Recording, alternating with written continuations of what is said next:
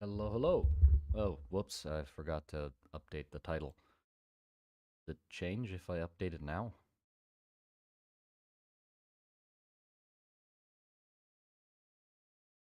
Mm, no. Okay. Well, it's it's the fourth stream, but it's called the third. It's fine. But yeah, how's everybody doing? This looks really nice. Thank you.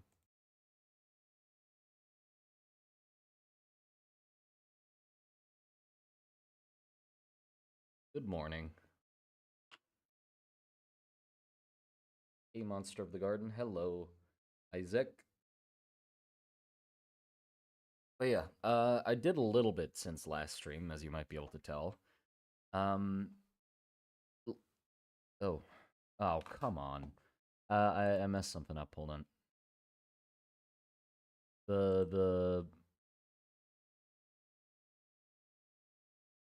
my mouse move or my tablet movements are backwards because I have this weird bug where I need to turn on or like open up the tablet editing thing for it to register that my tablet's supposed to be the other way around. So that's something. Then I need to do this. There you go. Or pretty sure it was 3 before. Uh oh, did it update? Okay, well if it did update, then that's good. Yeah, yeah, it did update. Okay. But yeah, so last stream we worked on this a little bit and I worked on it a little more after stream. I'm not quite sure where I ended off with the design, but I am pretty sure that I didn't add these like elephant heads to the pants. Nor like the arm decorations and any of this pretty much. Uh but after the last stream, person I work with called Sedeka, uh, made some like alternate versions of the design. Like they drew over mine, give some of their own ideas, which I very much appreciate. And in some of those designs, they use some really cool. They added some really cool details like elephant heads for the shoulder pads and stuff, which made me realize I was really not pushing the design enough. So I immediately went back in and I was like, I gotta, like there was these like curly things on the ends of the pants, but like I could totally turn those into something. And the thing is, it also made me realize, yeah, why haven't I been pushing it that far? Because that's legitimately a thing that like is in giant designs in Thai like sculptures as well, as you might be able to tell here. On the pants there's like these snake heads, and like on the belt there's also snake heads, and this is like the shoulder piece as well that turns into snake heads, which is pretty much the same as I drew here. Like I almost copied it exactly. um yeah, I was like, I should just add that, and so I did, and it's fucking awesome. I love it. uh it's not perfect, like perspective wise, this is an absolute nightmare to work with. So a lot of it's like off. Um, and I'm gonna try to fix that right now, actually. But it's never gonna be perfect. I hope it'll make sense in the 3D model, like when he eventually has to 3D model it. I'm gonna basically break it down into like flat side. Like this is just to like show what the pose of the model should be and how it should look. But then I'll help like break down each of the decorative pieces, what the exact like design of them are from like a side profile or whatever, so it's a lot easier to like digest it rather than trying to like make it out off of this.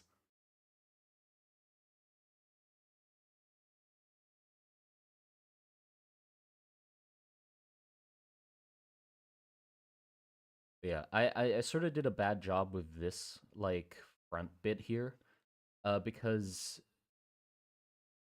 love the art from Thailand. Yeah, me too. But The thing I did wrong with the front here is basically what it's doing is the pants is like uh like this, right? So what this is supposed to be is actually like two flat panels that are coming out.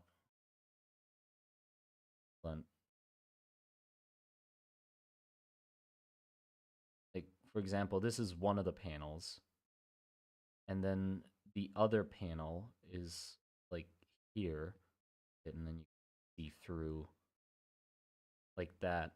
So the front of it is needs to be a lot thinner than what it's here, and like then there's like a joining plate here.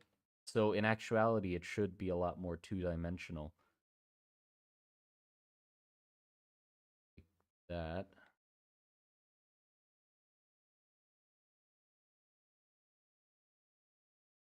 Something like that. But I don't know. I don't. Should I bother to fix it? Probably. Yeah, I should fix it. Otherwise, it's gonna be too confusing. So from the side, it looks like this, but then from the front, it shouldn't be that wide in the front. It'd be quite thin.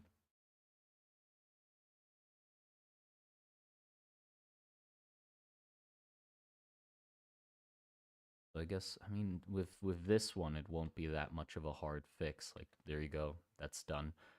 But these ones are these two are so tedious. There's such an awkward angle. I mean, I guess that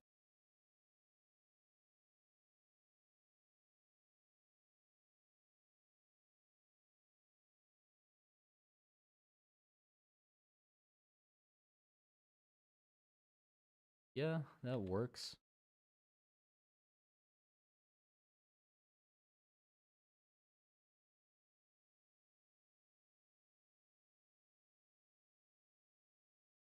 Here, what brush do you use? You can see it here on the side. I'm using the like three pencils next to each other, which is one of the base brushes on Krita. I use that for everything, literally everything. I've used it for shading, coloring, uh, line art, sketching, everything. Sometimes I do use specific brushes for like dirt and debris and weathering, just because it's a lot easier. Um, because like here, there's some of these like stencils at the bottom that I use sometimes. These for like dirt and muck and mud because they're a lot easier. I'd rather do that than you know. I'm not limited. It's not that I'm forcing myself to do everything with this brush. I'm just used to doing everything with that brush. And then when I need another brush, I'll use another brush, but that's very rare.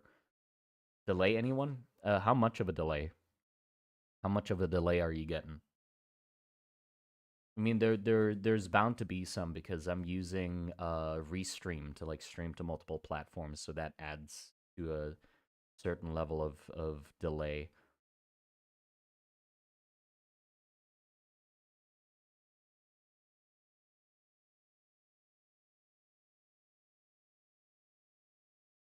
And then I need to erase this pipe. I added that in a little too quickly. Rather, what's going on here?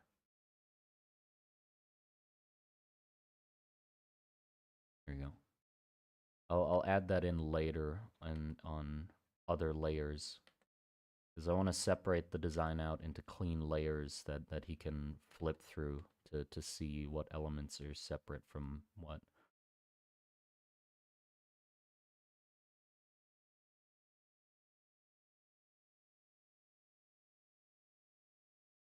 But I'm gonna leave the holes where the pipes are supposed to be. Um, those should actually opposite.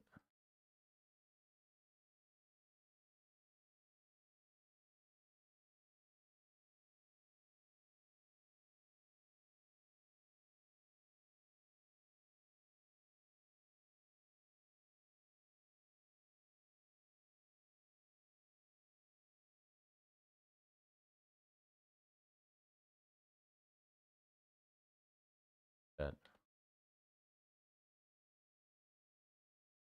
I like the elephant sort of mask. Yeah.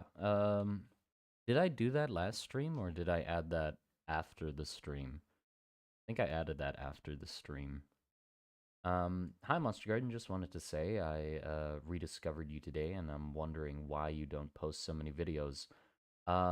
Because they're really hard to do and I was in a very bad place for quite a while. I'm back on it now though, so hopefully I'll get some more videos out soon.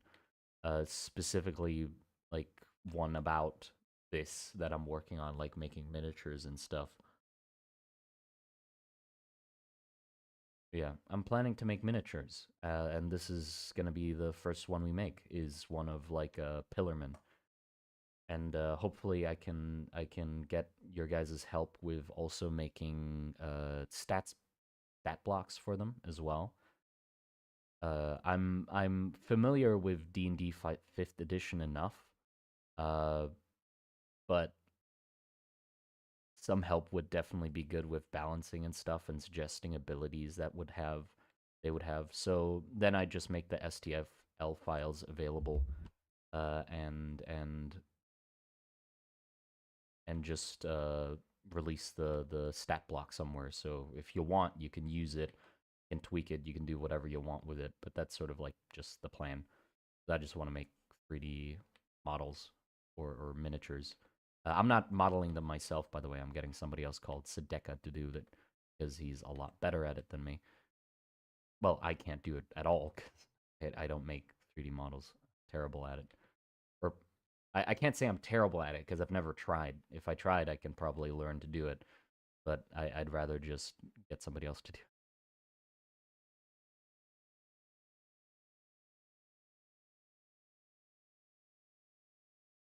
War Dancer sexiness 100 points. Facing a War Dancer in D&D would be the coolest thing ever. Yeah. I mean, the thing is, with the lore or of the War Dancer and stuff like that, I just you can do whatever you want with it. Like you don't have to make it in my setting, obviously. So I just fully encourage people to fucking take it, rip it apart, change the lore, and just utilize it in your setting if you want, in whatever way you want. Doesn't matter, you know?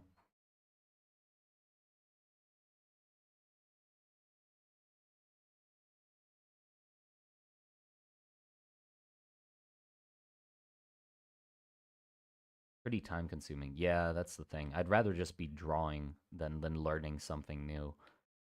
Um, or 3D modeling at least, because I know people that can do 3D models, so I'd just rather pay them and support them and have them make way better models than I could do if I, you know, because I'd need to spend a lot of time actually learning it before it became usable, like a usable level of skill.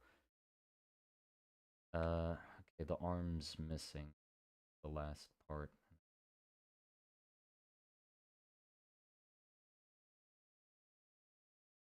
Annoying. It's right behind the fucking the elephant tusk. Might need to. I mean, his forearm was a little short, also. Perfectly fine. There.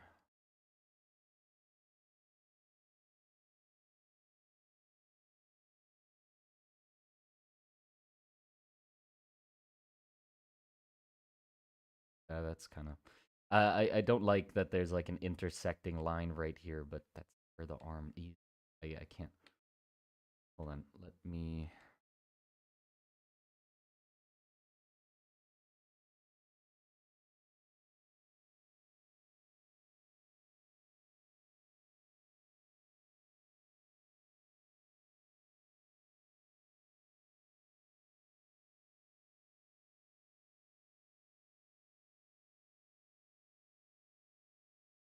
Just make the arm bigger.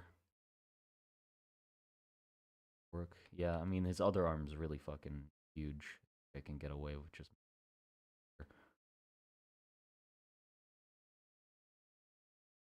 that. that. I'll have to refresh my anatomy after this. I'm basically just winging the anatomy. No idea if it's actually correct or not. Then I'll probably refresh myself on arm anatomy in a little bit to like properly get it correct. Can I steal the elephant design for our character? I mean, I stole it. That's so go ahead. Like, look, it's literally the same as the reference I'm using. Search up like Thai giants or Thai yak, Y-A-K, and like any of those statues. A lot of them have these sorts of elephantine designs on them. But yeah, go ahead. Like, it's not mine. I just took it from what already exists.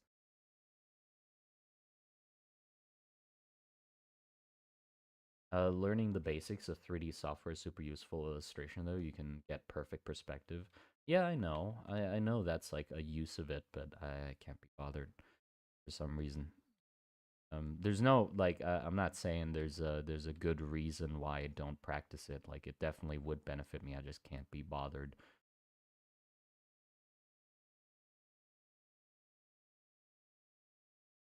Dealing art. What is this AI? Okay.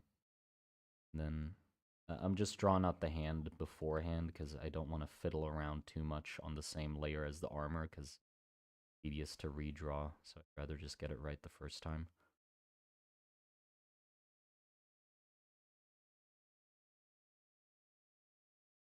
So the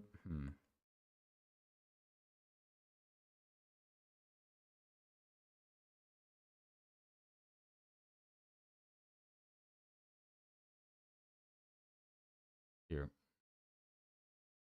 the angle's not quite the same as this like original drawing I did, though I do want the hand to be sort of tucked backwards so the stick goes this way.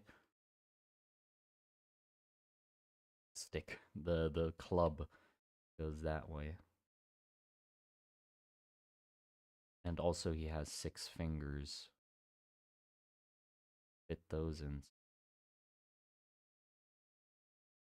that.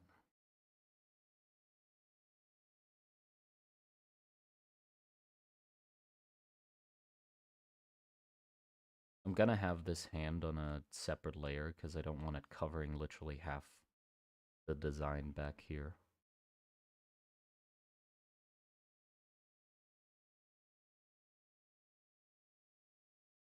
Flower at the bottom.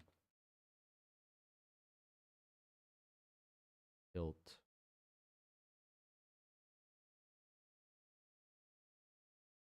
That, and then the big old... I think I'm gonna take it more from this one that I did, which has like this sort of fiery look to it, like that. But not have it have like a hole in the top, just have the three-pronged like thing going on.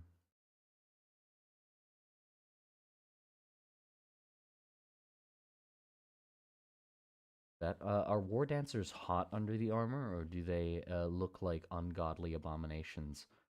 Oh, I thought you meant like sweaty, like if they're hot. Like of course they're hot under the armor. It's armor.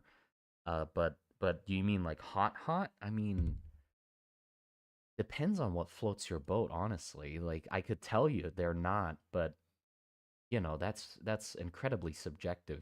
If you think roided out like modified muscular like abominations are hot, then yes, they're hot. Um but if you don't, then they're not hot. Proportions wise, they're goofy as fuck though. Like this might look cool, but as soon as I drew like the underlying anatomy, it's goofy as shit. Hold on. Let me show you. I drew the anatomy underneath this. Like look at that. That's the peak humanity underneath the armor. Where's the other guy? There he is. Look at the back view. Jesus Christ. He's so that's like sort of the anatomy going on underneath, I guess. And if you find that appealing, then sure. Um but like this is like without any of the modifications, but just imagine like nuts and bolts style, like sort of like sewn together and like a lot of like sinewy muscle tissue looking shit. Like it's not this clean underneath. They're definitely, but yeah, he got some like literally buns are taking up half his. They're so scrunched down. Some people like bodybuilders, of course, of course. I'm just saying it's really up to you if you find it hot or not for a giant like roided out abomination. Not calling bodybuilders. I'm talking about the Pillarmen. Like that's even beyond bodybuilding. Okay, where the fuck is the thing that I was drawing? Here it is.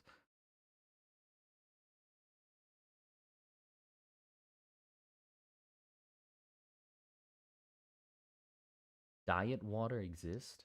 It'd be distilled? Diet water? Diet water.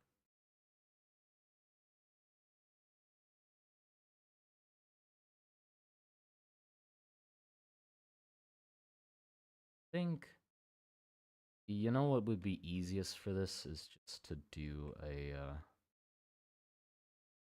thingy. You know, a thingy. Oh shit. Drawing on the wrong layer. Easiest thing to do would be to do a thingy. Let me take his stick away. Just cheat. I almost drew it perfectly straight. Look at that. That was by hand. I'd say that's almost fucking mirrored already. I didn't need to cheat, but still.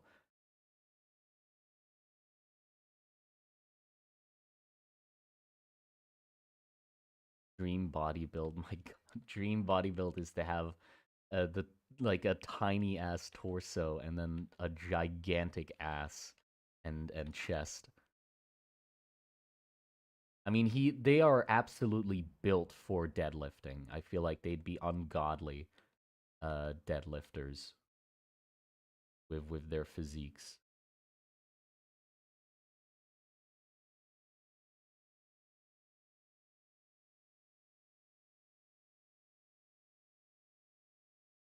Okay, let's see. What kind of I want some interesting shape going on with the club.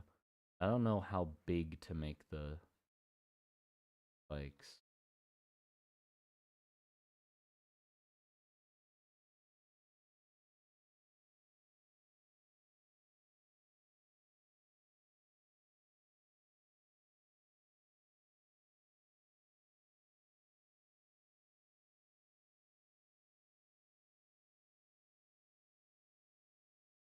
That say more scrunch. No.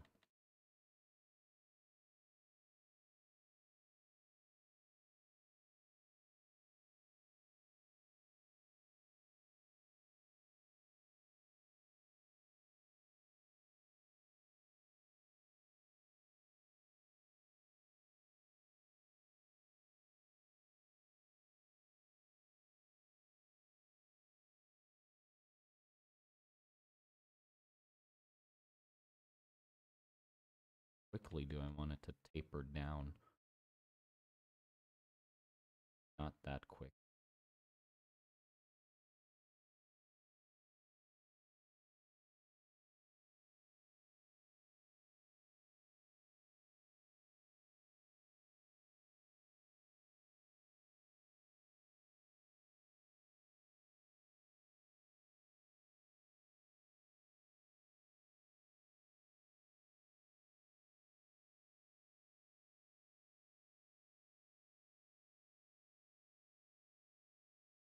There you go. That's what do you think about that?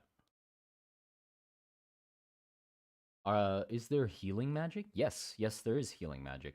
It's more kind of like mending magic, like um, accelerated healing. Except, I guess that's yeah, healing. Not like healing in the sense of like curing diseases and stuff like that isn't yet possible with magic. Preventing infection and diseases is sort of possible. What am I trying to say? You can fix wounds with it, but it requires a lot of energy from the person getting healed because it's more like you're telling that person's body to fix that area quickly, right? So it like they can die from exhaustion from getting healed too quickly, right? It's very exhausting to get healed. So normally they need to be like hooked up to something that's giving them the nutrients to actually heal. Or you need to add material onto the area to use it to heal the body. So and also it doesn't heal it intelligently, if that makes sense. Like it'll fix the body the way it would. So like if your arm gets cut off and you cast a healing spell, it won't regrow your arm. It'll close up the wound. So you just won't you'll have a stump, you know? But you can specifically grow muscle and tissue in a controlled manner. So if with healing magic, you'd have to specifically like rebuild that limb if that's even possible. Like put in like regrow the bone, then all the muscles and like pull it together and stuff. I don't think you could grow a functional hand or build a functional hand fully.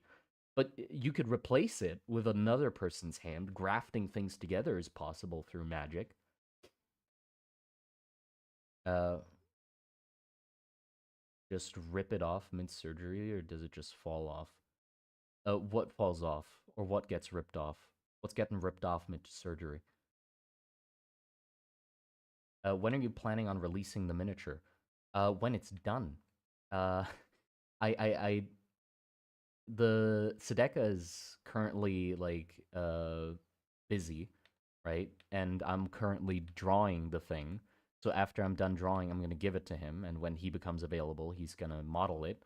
And then after he's done modeling it, I hopefully have my 3D printer at that point, and I'm gonna test the printout so it's actually working. You know, nothing goes wrong. It's all stable. It's not too brittle. None of the parts are like too thin. And then when all that's good, then I just release it. No like fanfare or anything. Hopefully I do that alongside a video um of the model. I don't know yet how to like oh, I'm not sure yet how I'll go about. Oh no. What am I gonna say? Gonna say something. Completely forgot though.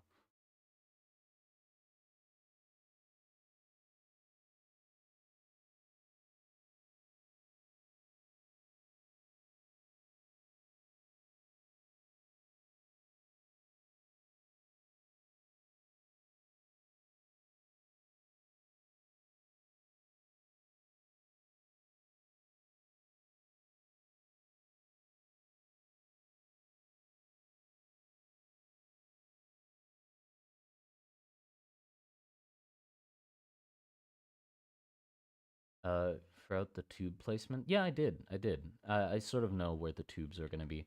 The deciding factor is definitely gonna be more just in the final or in the 3D model if it's actually going to look good that way or not. I'm sure I'm going to get some insights on how it'll look when he starts modeling it. He might figure out that the placement I thought of doesn't work and we'll just have to change it up. And if we do have to change it up, then that's perfectly fine. But yeah, I think it's going to work out the way it does. I'm just sort of concerned about the clutteredness of what's at the center of the design. Because, you know, there's these like decorative parts. Then there's the straps and the bandoliers. And then there's the pipes underneath that as well. So like from a painting standpoint, like how hard is that to paint? Do we need to separate any of the elements out into separate pieces to allow easier access um to the inner parts for you to paint them? Yeah. I mean, I don't want it to be busy, but that's sort of like the I'll have to learn how busy I can make miniatures as I go along, you know? This is the first time I'm going to try to make a miniature. So I don't know how much detail I'm allowed to cram into it. I think with this one, there's going to be some leeway or some it's gonna allow me to be a little more forgiving with how much detail I'm gonna put in it because this one's like big. You know, normal miniatures are 28 millimeters, right? 1 inch or whatever. Because this one's a pillarman, he's gonna be like 2 inches, so like twice as big as the other one. So the detail can be to a certain degree, like it's fine. But I wouldn't be able to make this guy like looking at him now. I know this wouldn't work at a normal miniature scale at all. Like a lot of this just doesn't work at that scale. I definitely have to figure out something for smaller models. But luckily, I think for like the Rom Soldier and Varushan Soldier and stuff, I'd say like my designs for those are pretty simple already. You know, like I didn't make them like overly detailed or anything.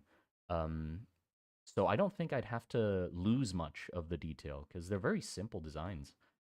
They're not much. You know, but I think they work fine. Like they have very strong silhouettes, like the big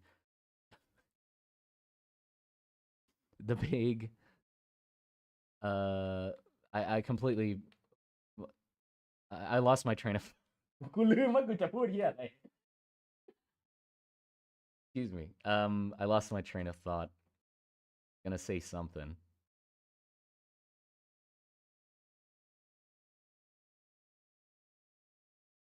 Bye bye.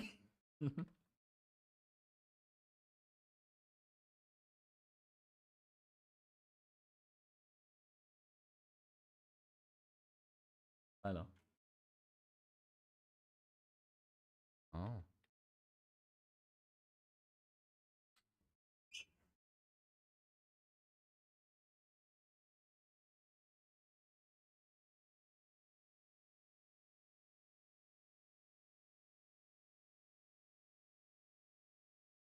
There's ants crawling all over my microphone.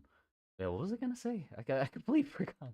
My girlfriend did a little fucking like goofy wiggle in front of me, like on the corner of my eye, and I was like, "What the fuck?" I completely forgot what the hell I was saying. Uh, Yeah, something something. My normal soldiers that are gonna be like at miniature size will be completely fine because their silhouettes are like quite large shapes and big and not too much small detail. Okay, there you go. That's what I needed to say, I think.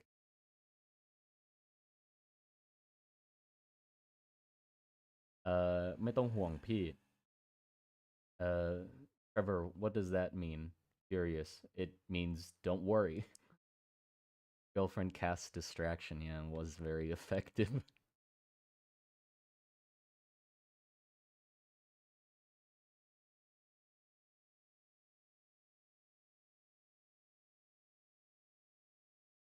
There you go. I'm quite happy with that weapon, I'd say.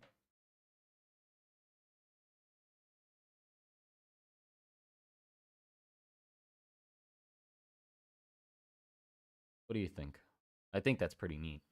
I think something that I had some uh Vajra inspired inspo for the mace. Vajra? I don't know what that is.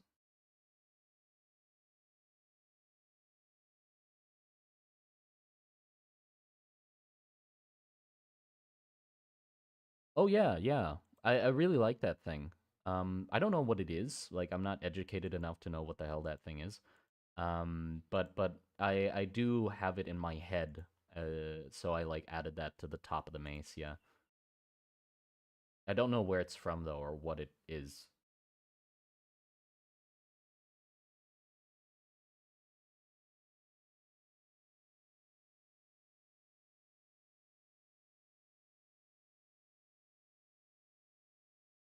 Danielle Olson, healing is low-key controlled cancer. What? Did I miss something? Oh yeah. Is the healing magic effectiveness based on the user's medical knowledge? If so, does that mean a doctor can be very deadly if they use a narrow thimble in combat? Yes, correct. You're completely correct. So healing magic doesn't excuse for lack of knowledge in the medical field. You would still need to know anatomy very well to be able to heal somebody properly. And healing somebody too aggressively can be incredibly deadly. can cause like tumors and growths basically the same sort of way as cancer does. Like you can give somebody cancer, pretty much controlled cancer. Um, so like healing implements in this world are normally very broad or wide because healing is supposed to be done gently and slowly. Um, so healing magic can be used offensively as well. I've used this as a example before, but you can like grow somebody's windpipe shut or something, for example. You know, you can use a really long, aggressively shaped output, and just grow a tumor in their throat and just have them choke to death. That's it. You know, it obviously that's like to me, I feel like that's like a last resort because the best option would be to shoot them. You know, like healing magic would have a limited range. I mean, if you use an aggressive, but like things that aren't projectiles that are moving sort of fizzle out over distances. So yeah, it wouldn't have like a really good range. But you could use it like if a healing mage doesn't have anything else to them, or access to anything else, and they have to protect themselves in that situation, then yeah, you can heal somebody to death. Watching the streams around when the ideas of the mealmen gets thrown around. What about for assassins? I don't know. I feel like poisons would still be the best option. There's like nothing in the world really. Well, no, there are some things that are better done with magic, but most things in the world that already work well wouldn't get replaced with magic, you know? Magic does other things better. Magic does things that only magic can do better than anything else because that's the only thing to do, or that's the only thing that can do it. But like shooting somebody with a gun is still the best way. Or you can make hmm, you don't need magic to kill somebody. But it sure as heck makes the destruction more. You can shoot a gun with magic. Acceleration magic is like a big thing, I guess. But that's like overkill. You know, like you don't need acceleration magic to kill somebody with a gun. You need acceleration magic to kill somebody with a gun through 10 meters of concrete, and punch a giant hole through the whole bunker. If you want that, then yeah, sure, use magic. You know, and it's the same with like witches and stuff. People ask like, how do you kill a witch? You just shoot them. Or like, how do you kill a mage? You shoot them. Like, there nothing in the world is like inherently more invincible because of magic. I mean, the pillarmen or like the war dancers are tougher, but it's not because they're like they just have a lot of meat on them, you know. So it's like a high chance that you don't hit them in the right spot or whatever, but they're still flesh and bone. Like you'll kill them through the same means you kill somebody, you know. I suppose that makes sense because if magic was better, yeah, nobody would use anything else, would they? Well, I mean, that's the thing.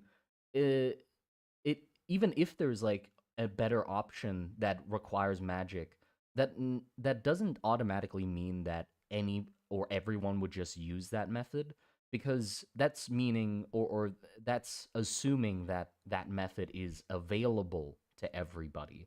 It could be that that is the better option, but it's also very rare or very hard to do or very resource resource heavy. So or it could be separated by class or it just costs a fuck ton to do it, you know? So even if it is better, it might not just be available to everybody. Um I just realized the shoulders are not the same.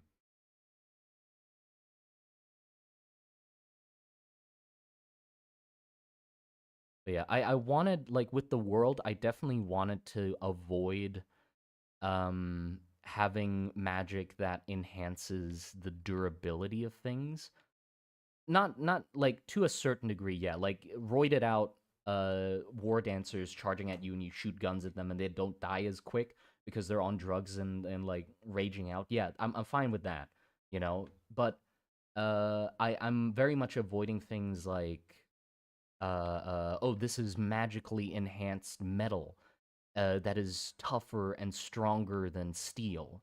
You know, like any of that, like fantasy materials that specifically for the sake of toughness, I'm avoiding because it very quickly makes it so you lose touch with how strong everything is in the world.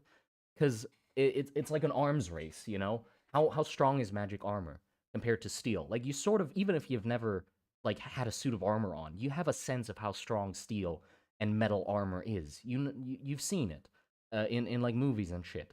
But then it's like magic armor, and it's like, what does magic armor defend against? Well, it deflects all normal bullets, but then magic bullets go through it. Oh, but then there's this stronger magic armor that protects against magic bullets. But we have stronger magic bullets that shoot through that armor still, and then you just lose it. You're just like, well, you know, visually it doesn't make sense. It's like this invisible fight between forces you've already lost track of. So I really want to avoid that and make it a lot more tangible by just like, yeah, things are made of metal, flesh and skin, and if somebody can, if something punches through it, then it sort of makes sense because it punches through it, you know. Uh,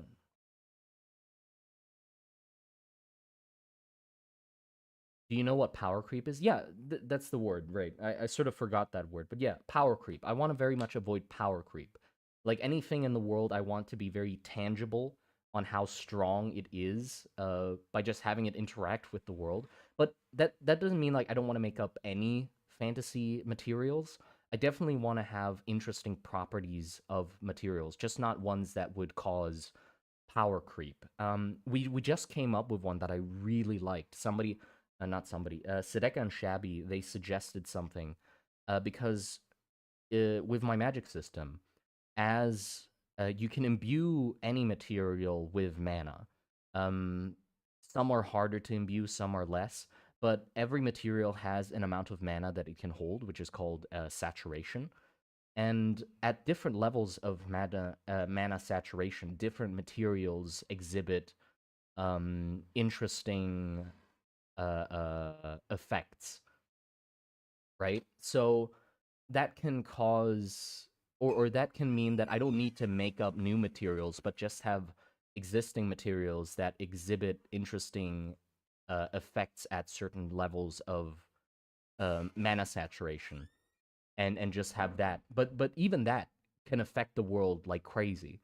I made one up where I was like, what if like bronze, for example, at 40% mana saturation, if you add 40% of its maximum capacity into bronze, it becomes malleable like Play-Doh, right? And that's it. So its properties change. If it exceeds like 45%, it becomes hardened again or like changes properties even more into something else. But something like that.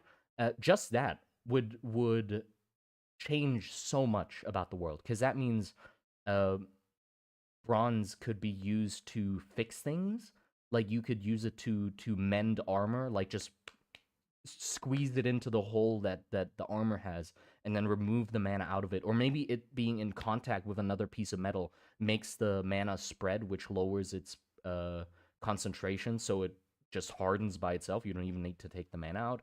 You could use it in sculpture making or making more fine or detailed things out of bronze um, without even needing to heat it, and then just taking the mana out to harden it. You could also use it to. Well, what could you? There's probably I had another one, but I completely forget it now for some reason. Mana saturating a grilled cheese right now. But yeah, steel's basically magic metal. Do any iron based to any iron based society? Yeah, I guess so. Like with magnetism, mana saturation could be charged changing the physical properties of the material. Yeah, but we're not like water is the most noticeable one, or one of the most noticeable one and useful ones. Water changes hues as the mana saturation within it increases. It sort of changes from like a rusty orange to like a wine purple or like red at like really high saturations, and also it suddenly does a switch at uh, like 96%, or sorry, like like at 85%, it suddenly like switches viscosity. So like one of those reactions in the lab where like clear water or like a clear liquid suddenly turns black. That's the same with like water, where it, like if you reach 85%, it suddenly gets more viscous, sort of in between honey and water, like an in between. Like it, if you swirl it, it's noticeably gets thicker, and then after 96%, it just goes back to like a more liquid state. Um, and so people use that to measure or calculate the level of uh mana that they have in their body, or like uh or the level of mana remaining in a certain vessel or something. Like they can take in that mana and then imbue it into a certain amount of water to calculate how much mana, they had. um if you stuck mana out of water, does it freeze? No, it just turns back to normal water. Water without any mana in it is just water. Yeah. Oh, but the one that Shabby and Sedeka suggested, I keep mixing them up. I don't know which one it is, so I'm just gonna say both their names. The two of them suggested like a weird gas that basically is like tiny crystal shards in the air that if like it just looks like a cloud of gas, but they're all like these very microscopic floating like crystals basically, and they just stab into people and pierce their skin, and if you breathe it in, it sucks and stuff. So like micro needles basically, and that could be like some sort of bio weapon. And then we talked about it like, oh, it could be interesting if it's like attracted to clouds of mana. So like fumigation magic is a thing. So they could have fumigated something to turn it into a gas, and then it gets attracted, like it's magnetized to areas of high mana. So like it's very dangerous against mages and people that have mana in their bodies, because the spines sort of get exact perfect. You got it, Downsy. So what I suggested was like, what if we don't have to make up something new? What if it's literally just mana saturated asbestos? That's what I suggested. Where it's like, you know what? That sounds like asbestos. What if it just that's a property of asbestos where at a certain level of concentration, it like turns into a gas and just becomes highly attracted to mana. So it just like floats in the air. So basically, we're making asbestos even worse and having it be used as like a weapon in the world. So you could have a fumigation mage turn solid asbestos into a gas and release it into area, or like make it into like a bomb or like a landmine that casts the same spell and just releases it into a big area, and then it just lingers there, and any mage in that area gets fucked. Like they just get spines like embedded into their skin and lungs, like microscopic. And soldiers get fucked over as well by it. But what if it stays around? Obviously it's asbestos, but like if it just gets left alone there, it sort of like slowly collects, like it slowly comes down from floating in the air and like collects on things on the ground that have high mana concentration. But in on average in the trenches, what's the highest concentration are like the red roots that run along the trenches, the like red like square shaped plants that reinforce the trenches. Those have an amount of mana flowing in them. It's not much, but it's enough that the asbestos like gravitates towards it, compared to everything else that doesn't have any mana in it. So it would be these really interesting formations in like locations where these asbestos weapons have been used. So like you'd see trenches where it's like this, right? And then the red root like runs along the side of the trenches, um like to reinforce them. And then you'd see like these clumps of like sort of these fine hair like, but it just looks like fuzz, like mold basically. So it looks like the roots or the red roots are growing mold in these like white fuzzy clumps.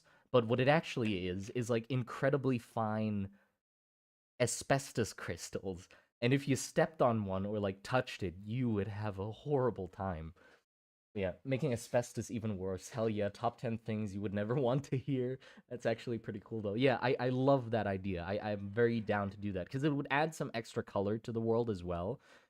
Because well, that's white in a scene that's mostly like uh um red and oranges. Like the trenches are a lot of red, orange, and rusty colors. So having like a dash of white of asbestos coating something would be really interesting where you walk into an area and it's like, why is it snowing here? That's not snow. That's asbestos. Fuck! And they I don't know. They run away from it? I don't fucking know. If wood was burning, would the small amount of mana that was in be in the smoke or in the ash? Good point. I feel like it would be a split. There's gonna be mana remaining in either of them. Um, but but yeah, mana wouldn't get destroyed, by the way. It would just release from that thing. Mana only gets spent in the case of it being used in the form of spells. Like ferrofluid? Yes, yes, like it stands up sort of like ferrofluid. And like picture this, like these sort of fuzzy clumps of like the asbestos on the plants. And if a mage like goes near them, even near them, the spikes sort of angle themselves towards the mage. Like they can feel the higher concentration of mana within the mage. And if they walked close enough, like ferrofluid, the spikes would jump across the gap and like embed themselves into the mage, which would be horrifying for any mage. Like that's just awful.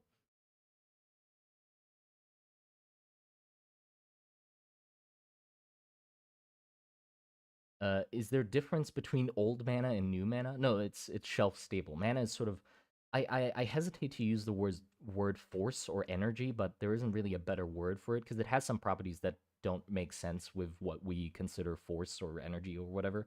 But yeah, it's sort of like an energy that stays within materials and doesn't dissipate until it gets spent in the form of spells. So even when like it gets released, like for example, a mana potion going over criticality and releasing all the mana, none of the mana goes away. All of it just gets released. It just doesn't like being in close, it doesn't like being close together or in high concentration. Is asbestos to have in your house? Well, yes, of course. That's been like an issue for a really long time. I am right below some right now. Well, not um the issue isn't like if it's just chilling there, it's fine, right? But like the issue with asbestos was that when it gets disturbed, it basically is like microfibrous, like tiny things that just float in the air and get into your lungs and shit and give you cancer. So the issue with like asbestos is cleaning it out, or it getting disturbed. So if you're not fucking messing with it, then you're probably fine. But the people who would renovate that house with the asbestos, they wouldn't like. Um, yeah, it's fine as long as you don't breathe it in. Why construction is dangerous. Yeah, like house renovations or like clearing out houses that have had asbestos in it is a complete nightmare. I think the asbestos should be called mana mold in this universe. Yeah, like a mold bomb would be. I mean, I feel like they would know that it's asbestos. Like just for the sake of clarity, I think it would be good that they call it in world it's asbestos. The same way they call, steel steel and iron iron, this is asbestos. They know what asbestos is. But I don't think they would have gotten like they didn't get to the point of using it in their homes for insulation and stuff. Like that's not the houses are still like made very medieval-ish style, or like the bunkers are like concrete, but the houses are like concrete, stone, brick, and lumber, sometimes even metal for decoration. But no like asbestos insulation yet. But they would have discovered the mineral, as and then tinkered with it, and then figured out the property of it, like being tiny needles that can be fumigated into a gas that would be incredibly dangerous, and then they used it as bombs. So they never got to the step of insulating their homes with it. Popcorn ceiling is a dead giveaway if you have asbestos in your house. Not always, but pretty likely. Yeah, because it was like in the same era of like furnishing homes as like the asbestos insulation, and then well, it was used for insulation, right? Asbestos. And then the popcorn ceilings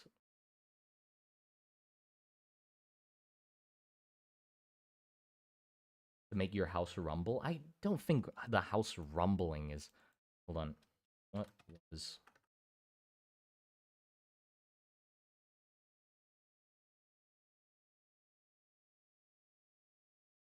Yeah, insulation, flooring, roofing, and cement. Well, what? As well as uh, friction product like brake pads and clutch part, everything basically. We found okay. I thought it was only insulation, but apparently, we found a really bad fucking thing, and we were like, we're gonna use this in literally everything. Roofing, flooring, tiling, concrete, insulation, brakes, everything. Yeah, it's like when we found the fluorescent like radioactive paint shit, and we were like, we're gonna put this on everything. God, I can't. I would love to have like the numbers and arms of my watch on my wrist be painted with radioactive paint. That was a fun era. Or the even better is the one where it was like the radiation test kit that was sold to kids. Holy fuck! To think that that was not long ago, that they were just like, yeah, let's give radiation to kids. They can test it out. Yeah, but yeah, that was horrific. That time with the radium like fluorescent paint and like it being put into like glassware, and also like the people that made those like fluorescent glowing watches, um they would dip like to have the paintbrush be pointy to like paint properly. They would put it in their mouth to like use their saliva to like make it pointy, and so they can paint the fine detail, which means they're basically eating radioactive paint. So a lot of those mostly women that were working in those shops just got fucked with like throat cancer and mouth cancer and whatever, because they were just consuming copious amounts of radioactive paint. It was terrible.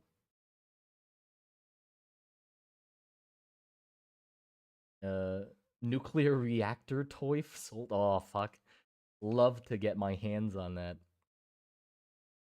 That would be a childhood dream. Me as a baby boy being like, "Mommy, I want the nuclear reactor toy. I don't want that transformer. No, give me the fucking demon core. Give me the demon core at home."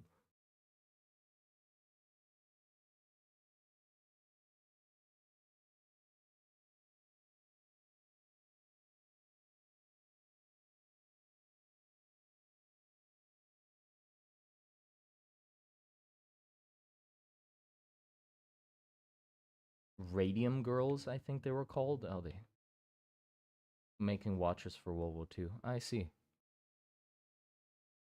Didn't know they had a specific name. Yeah. I have some glow in the dark dinosaurs on the head of my bed right now, like stickers that glow in the dark. I hope to God they're not radiant. I mean, probably not. That's they're made in this century, so I doubt they are still using radium. But now that I'm talking about it, I'm looking at them. Hmm. Maybe I got some.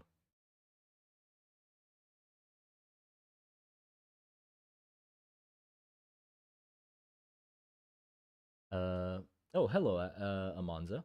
The Demon Core remains one of the most wizard-like stories in America. Yeah, for sure. It's crazy what the fuck that thing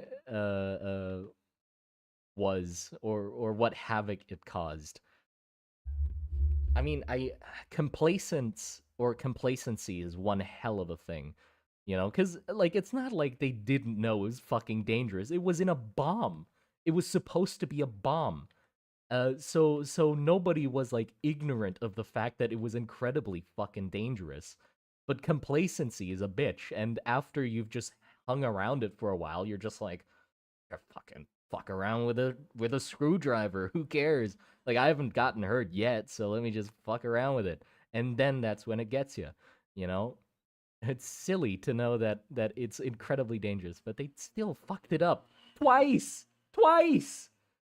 You know, the second guy is even worse than the first. Like the second guy knows that the first guy fucked up, and then he was like, "Yeah, I'm gonna do it anyway."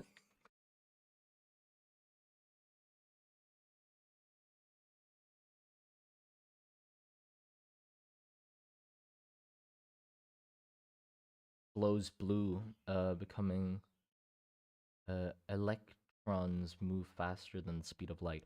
Yeah, although like the thing with like the blue glowing water and like reactors and stuff like that, I love how otherworldly the glow is. Like for some it's a blue. Yeah, it's blue.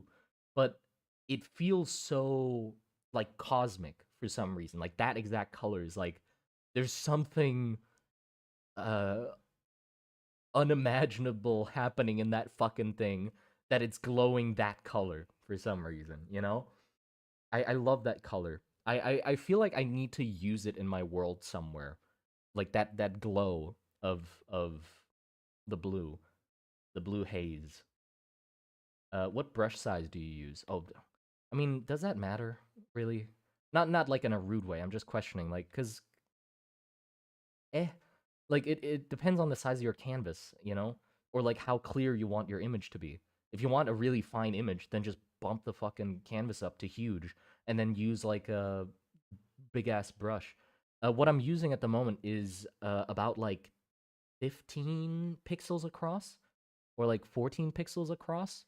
But I'm not like, you know, like you can see me drawing it and then erasing parts of it to make it thinner.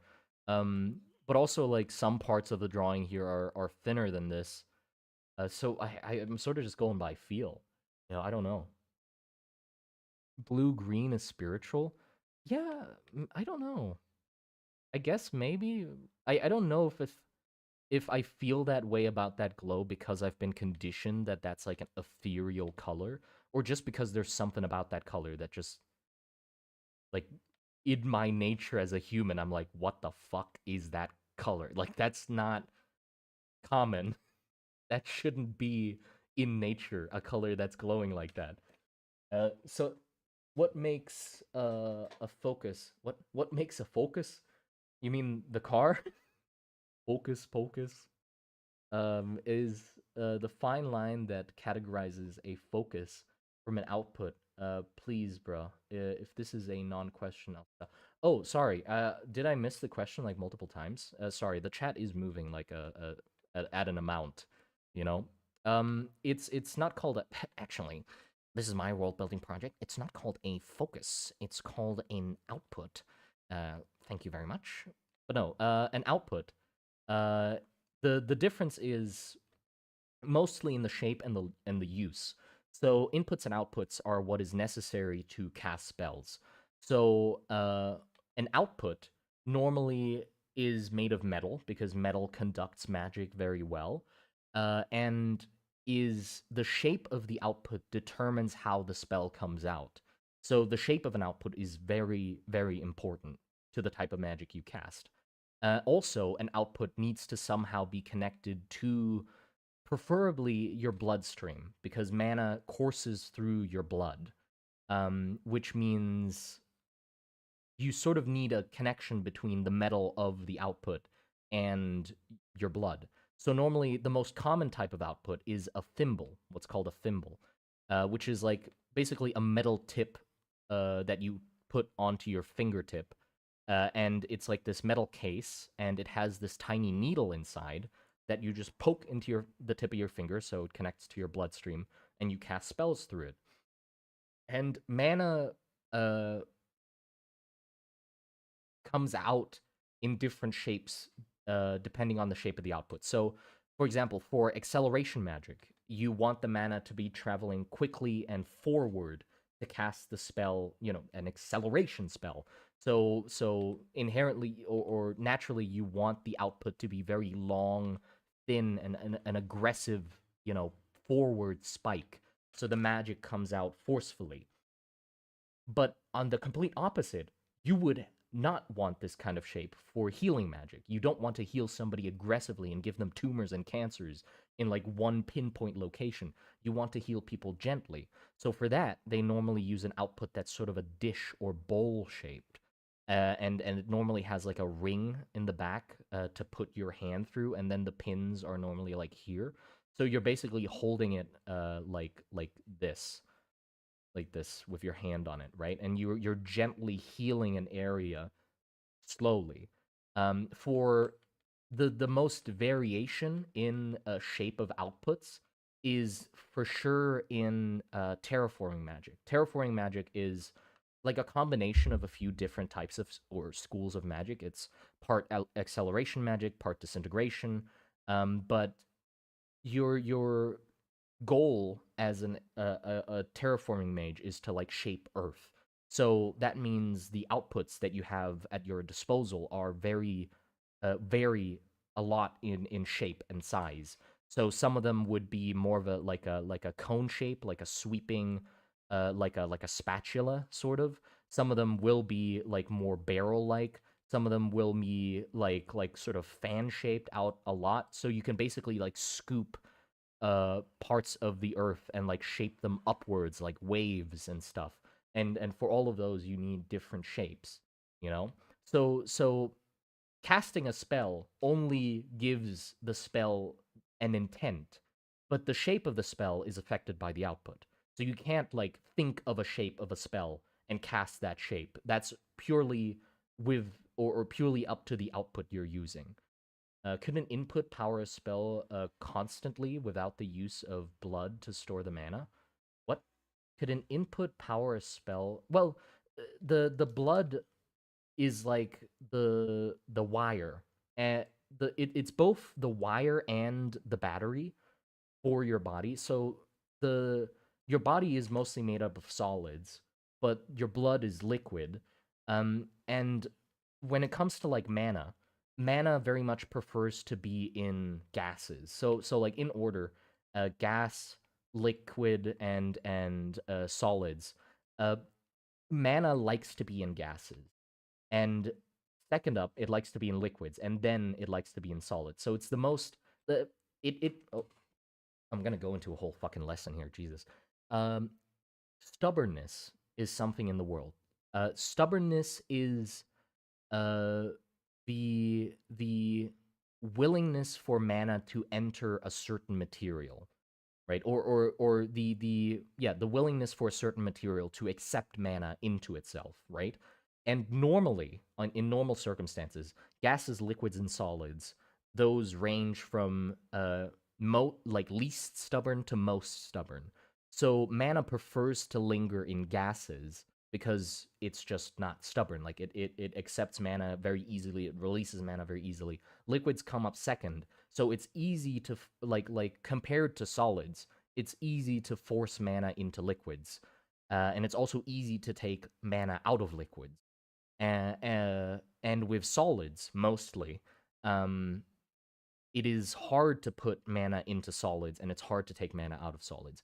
Mostly being the big word, because there are some exceptions with like different materials or some specific materials having some very interesting quirks. But that's the rule mostly. So when it comes to the body, when you take in mana, mana would preferably want to be in your blood because it's liquid, and it has less stubbornness than anything else in your body. So that's where it collects. So when you take in mana through an input, that's metal, right? And it's normally like cone shaped to attract mana, or like multiple cones like inserted into each other. You take it in through your input that's like an implant in your side or like somewhere on your body. It enters your bloodstream and then basically just spreads out all over your bloodstream, and that's how you store mana. So with the amount of mana a person can hold is determined by how much blood they have in their body.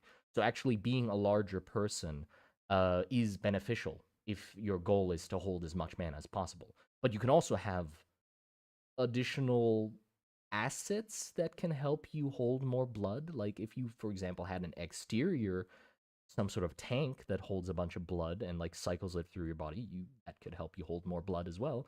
But yeah, but then from that blood, it exits or it enters your brain, and the will of the spell gets imparted into the mana, and then it exits through the output. So your blood is the so it can't really skip the blood part. You know, it still enters you and has to go through you and your will to cast the spell, and then out of the output.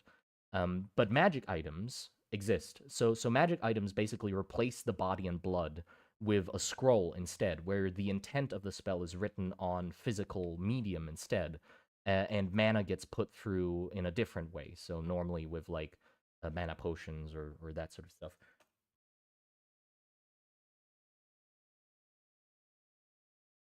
What about specific special blood types? I don't know. I haven't thought about different blood types. I don't think if they do affect it, probably by like a tiny amount that's like undetectable, honestly. Um, what if it went straight to the brain? I mean, then it just is in the brain. There's not much harm in having an amount of mana in you. But like I said, like I talked about before, um, things like properties of materials change as the level of mana within them increases, mana saturation. And with blood, that is quite important because preferably you don't want the properties of your blood to change. And the thing is with blood, it does have different properties at different levels.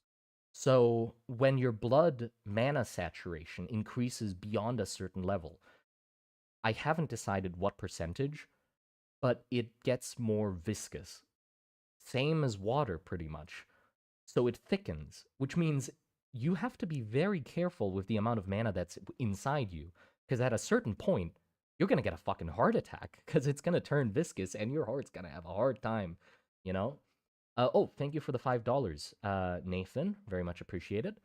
My bad if I worded it poorly. I meant like an acceleration mage rifle and how that is added on top of a thimble. You once called that a focus. Oh, yes, sure. Hold on. Let me get to that.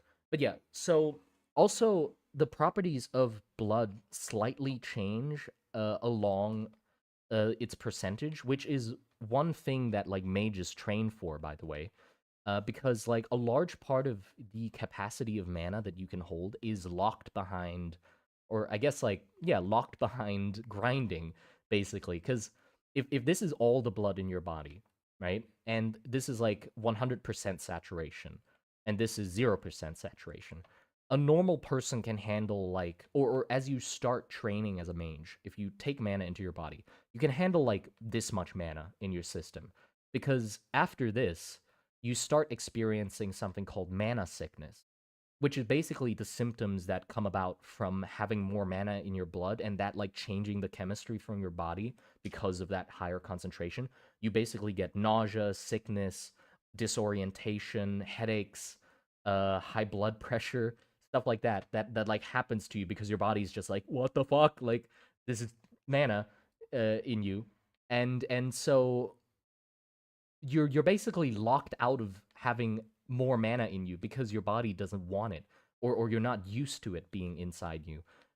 So what mages do as they train is like they also accustom like they practice getting used to the symptoms of mana sickness to hopefully increase the tolerance and like allow themselves to get higher or closer to reaching or you know to get a higher saturation, which just means you know you hold more mana, you can cast more spells, you can cast more powerful spells, blah blah blah.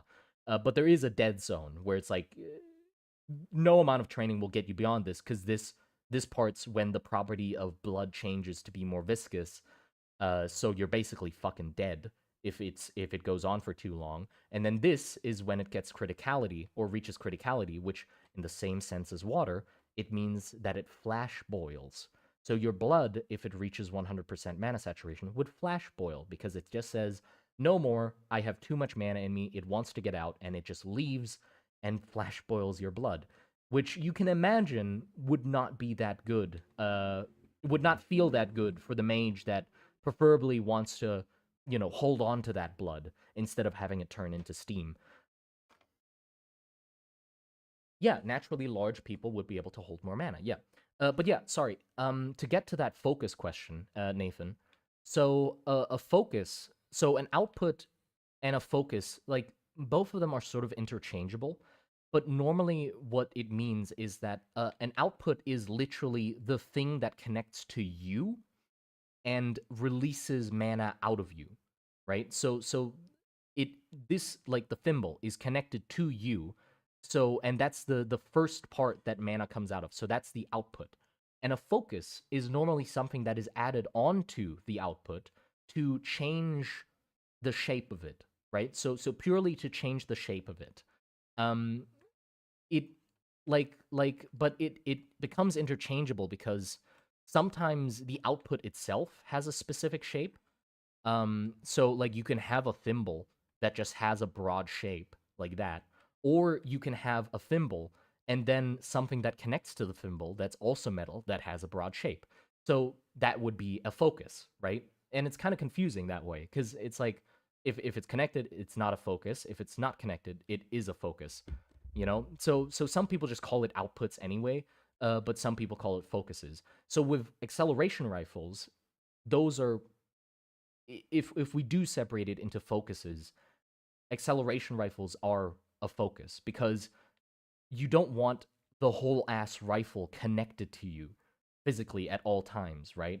Because that's cumbersome. You don't want that connected to your finger. So an acceleration rifle normally has like this pad at the back, that's like behind the barrel, which you lay your finger input onto to connect the two, and then you cast spells through it. So your thimble and the rifle are not permanently connected. So it's a focus. You focus your spells through the rifle. Yeah. But you can also call the rifle an output. Like it's interchangeable. Who cares? Some people call it focuses, some people don't. But Simon, that would be the best way to design culture and like uniform for the soldiers and citizens. Because well, everything I try, I mess up. What? Simon, that would be the best way to design cultures and like uniforms for soldiers and citizens. Wait, what? I'm confused. As well, every time I try, I mess up. Are you asking what the best way to design cultures and uniforms for soldiers and citizens is? Because every time you try, you mess up? Uh, if I line up the output and input in a circle path within the body, could be a manner of recycling mana already in the system. I mean, you would cycle mana, which is a whole thing in itself. Uh, Basically, like cycling mana through you doesn't have any adverse effects as I know it. But the thing is, as mana goes through something, um, mana has, how do I say it? It has preferences. Mana likes certain things, right? And prefers certain things and certain shapes and certain materials. So as mana travels through something, it sort of imparts some of that preference onto the material. For example, an input takes in mana, right? Like intersecting or connected cones like this, and then connected to a metal wire that's connected to you, right? If the input was perfect, nothing happens, right? You just take in mana normally, fine. But that's impossible. An input is never perfect. So, for example, what if the circles aren't perfect and there's a slight kink in them, right? Like there's just the tiniest imperfection in them. Mana would still go into it, but that imperfection is something that the mana doesn't prefer. So as it travels through it, the the metal sort of tries to like slowly like it flexes to fix itself to fit with the desire of the mana, if that makes sense. Does that make sense? Like it's not like a will like it lives, but like that's the preferable shape would be a perfect circle. So as mana gets forced through the output or through the input, yeah, like water eroding rock, perfect, exactly. it will slowly fix the input and make it perfect. So when an input first gets made, it has this sort of humming noise. Like as it takes in mana, it will hum and like vibrate at a frequency because the mana is it's not a perfect circle, it's not a perfect input. So it's like humming as the mana sort of flexes and bends it. And so if you what that means is actually inputs get better as you use them because they slowly get more perfect to the shape that the mana prefers. Obviously, there's some limitations to that. Like the mana won't just fucking beat the shit out of it into the perfect shape, but like to a certain extent, it will improve it, right? Um, what did I call that? Ah, right. It was called imprinting. Imprinting. So that also happens with outputs as well, but with outputs is even more interesting because think about it this way: you have an acceleration rifle that's used to cast acceleration magic. You blast people with it all day and night. Um, as you keep imbuing or throwing acceleration spells through it, the rifle changes. Like the metal of the rifle starts sort of um imprinting or an imprint of the spells that you throw through it or cast through it starts getting put onto the barrel or the metal, right? Which means it starts getting better at what it does. Like um same as like the river and rocks thing, but now it's like the intent of the spell slowly gets ingrained into the weapon, right? And what that means is like for if a mage, like an acceleration mage, used an acceleration rifle for their whole life and then they fucking died, and you pick up that acceleration rifle, if you only put mana through it, just mana, no spell, if you just have pure mana, just put it into the rifle, it will accelerate a bullet gently.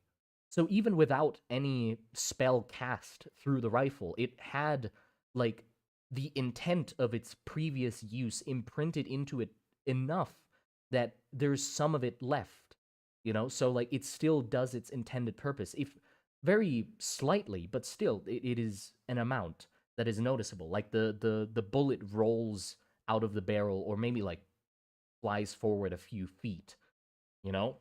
And that also means that every item that has been used for a long time, what if mana makes sound when it flows through the input? Could you maybe make a mana powered instrument or warhorn? Yes. Yes, you could. But yeah, what that means is every weapon after its use sort of has a specific imprint on it. So if the acceleration mage that used it before he died was casting spells that used, let's say for example, 10 mana, he consistently uses 10 mana per spell, and uses only acceleration spells through the weapon. That weapon will get familiar or get those 10 mana powered spells imprinted onto it, which means for the next user, you basically need to attune to the weapon. You don't have to, and it'll basically erase the imprint or impression that was left on the gun. But if you do, it benefits you.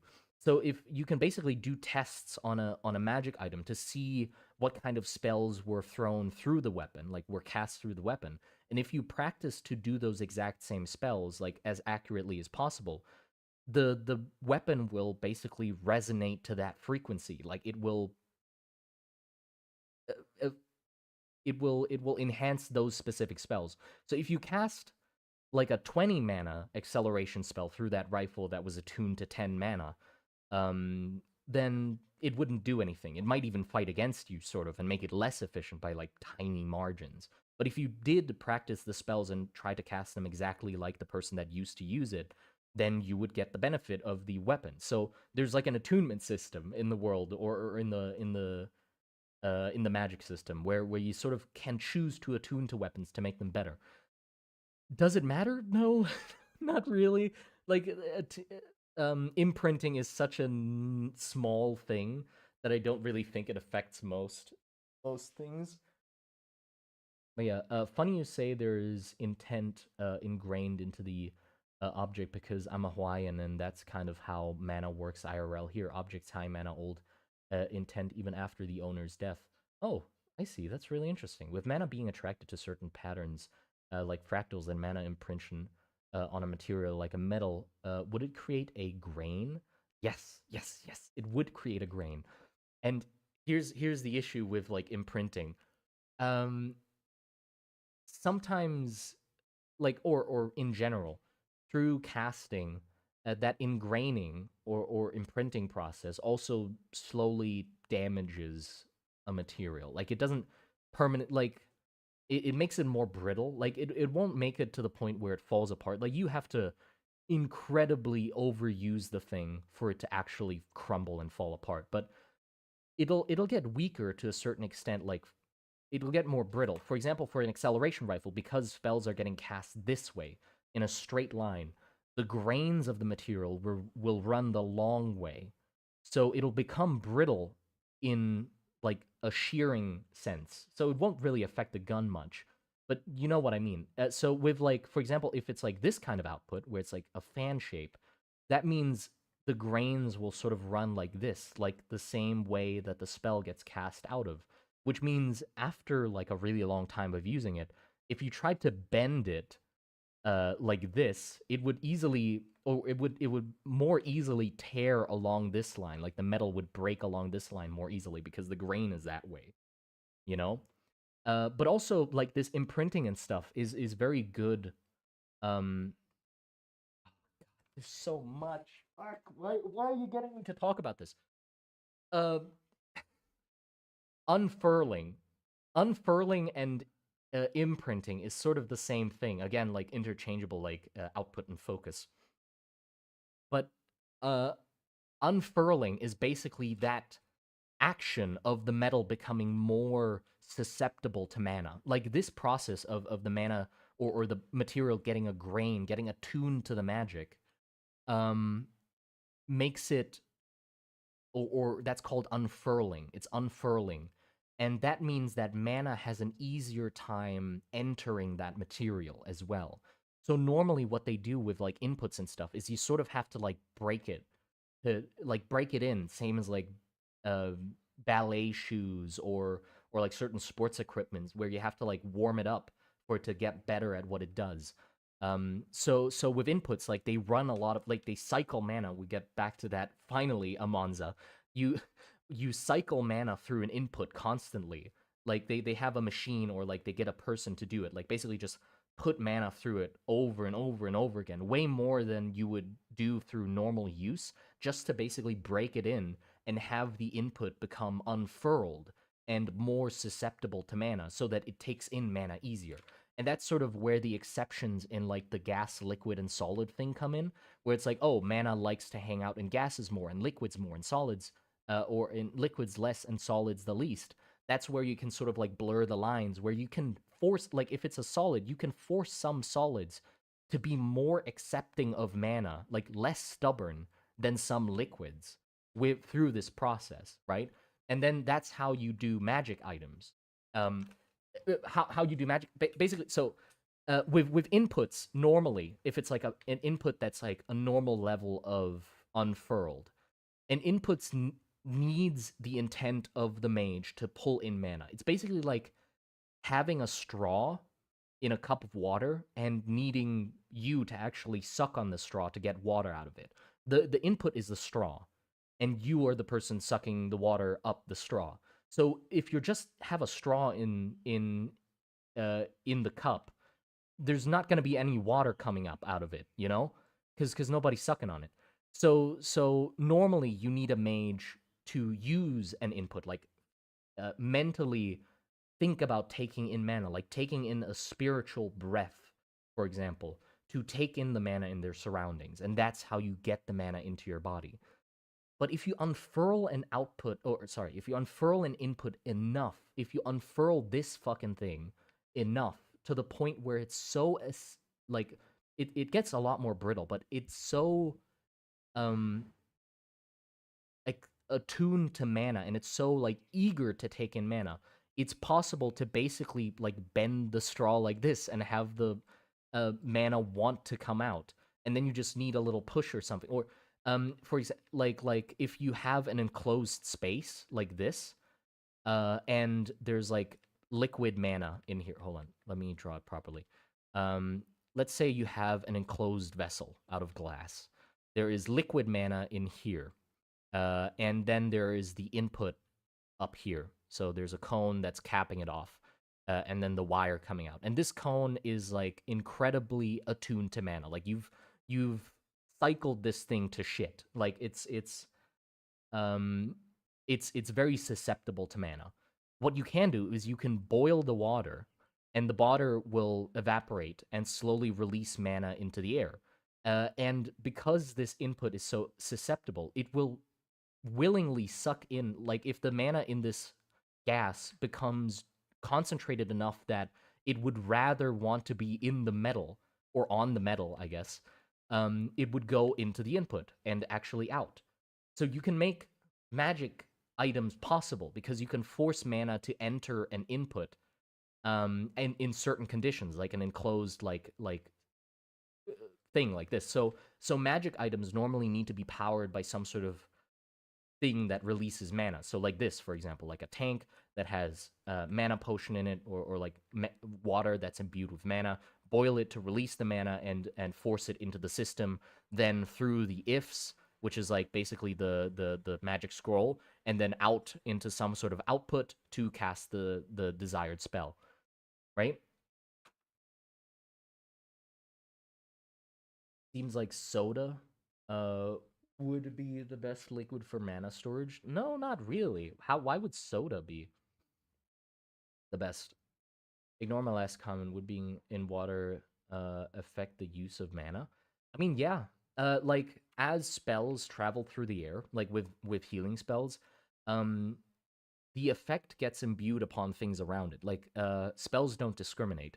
They sort of just get spent up as they travel through the air. So if you're casting a healing spell out of a cone like this, if you're far away from your target, a lot of that gets wasted. A lot of that magic potential gets wasted and just dissipates into the air. So you'd rather want to be very up close to the thing you're casting. And in the air, there's not much that dissipates your spell, like you're casting through gas. But if you're casting through water, that's a lot in the way of your spell. So yeah, it would affect your spell casting. Your spell would get shitter quicker. Carbonation. I mean, the carbonation. I feel like the carbonation would lessen the percentage of mana that the water can hold. With like the gas and the water already. Well, yeah. What would that do? Because it won't release the mana. Still, you'd still have to, or preferably, if it did release the mana, you don't want it to. Like you want a liquid to release the mana when you want it to. So it being carbonated and like bubbling out the mana, that wouldn't be a good thing. And even if it didn't, having a gaseous liquid would hold less mana than just water on its own. Water actually holds like a tiny bit of mana. That's how we calculate mana saturation, by the way, or like how mana gets quantified in the world. 1 mana in the world, like it's a scientific measurement in my world. 1 mana is the max saturation of 1 liter of water, or 1 liter of distilled water at sea level, or like room temperature, whatever. Like the temperature and fucking altitude thing is like I don't give a shit enough about to worry about that. But basically, if you have a liter of water and you put an amount of mana in it, if that liter of water suddenly flash boils, that means you have just spent exactly 1 mana. That's 1 mana in the world, right? So that's how you calculate like all the other materials. You compare it to a liter of water.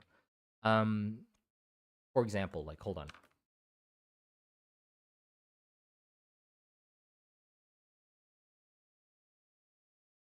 I have it written down. I'm gonna just pull it up. I was gonna make a video about the magic system, but I felt it was going to be too boring. So maybe I will never make it, but we'll see. But Basically, I just like it's not a difficult calculation. It's just like fun that it actually works. So the way you would calculate an amount of or what the max saturation of a given material is by so you take a pure sample of that material, right? Infuse mana into it in a controlled environment in 1 mana increments. So there would be these specific vials that are separated into 1 mana increments that you take in one at a time, so you can control the amount of mana that you're taking out until that material reaches criticality, which is it breaks, right? And then just scale that result up by the same volume as 1 liter of water. So uh, so we can try this by like saying, for example, we have this gem, right? There's a gem. It's let's say 8 cubic centimeters in volume, and a mage takes in 1 mana at a time, infusing it into the gem. Uh, let's not. So we're not taking any human error, purity, or like stubbornness into the equation because like stubbornness plays a role as well because not 100% of the mana that you imbue into something actually goes into the material. That's what stubbornness is. Like some of it bounces off, some of it doesn't want to enter it. So we're not taking that into consideration. So let's just say that stubbornness is 0%. So 100% of that 1 mana that you're casting goes into the gem, right? So you continue casting 1 mana at a time, like infusing 1 mana at a time into the gem. And after doing that 6 times, so 6 mana, you imbued into the gem, it goes pop. The gem breaks and releases all the mana. So that means that 1,000 cubic centimeters, which is the volume of 1 liter of water, divided by 8 cubic centimeters, the volume of the gem, is 125. So multiplying the mana it took to reach criticality by 125, you get 750. So a 10 by 10 by 10 cube, or 10 by 10 by 10 centimeter cube of this material, meaning the gem, would have a max saturation of 750 mana, which is 750 times more mana than a same volume of water.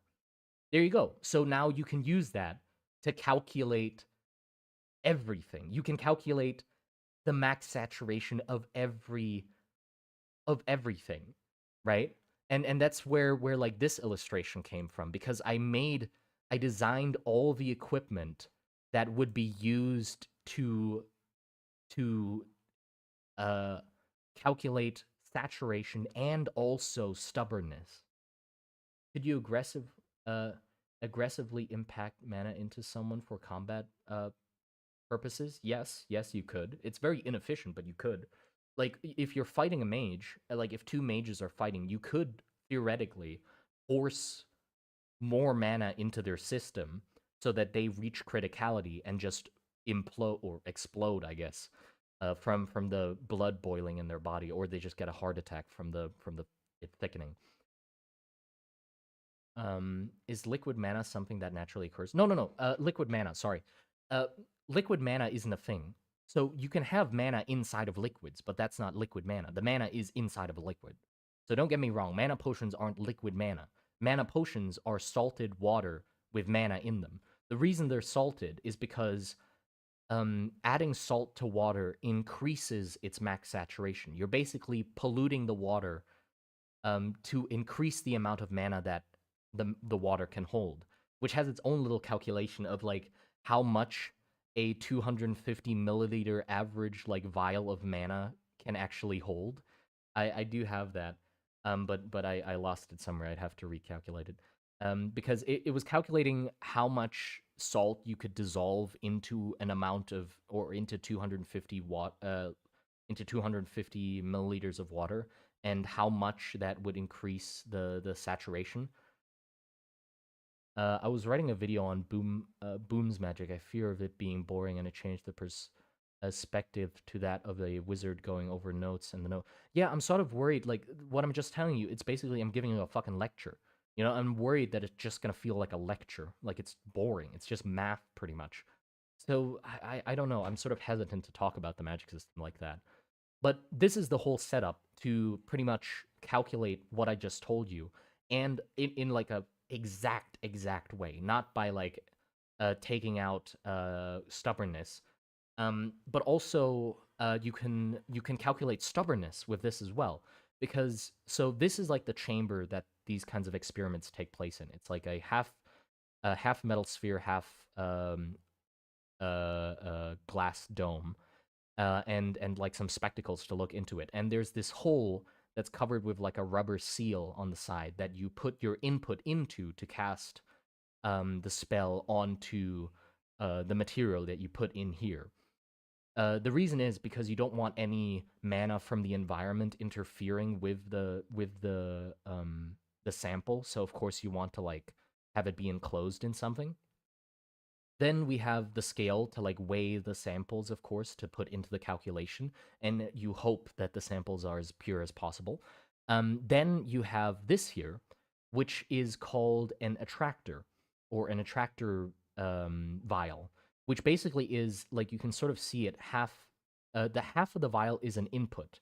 So what this does is basically as you imbue anything in this chamber, because of the stubbornness of every material, some of the mana that you are trying to put into the sample won't go in.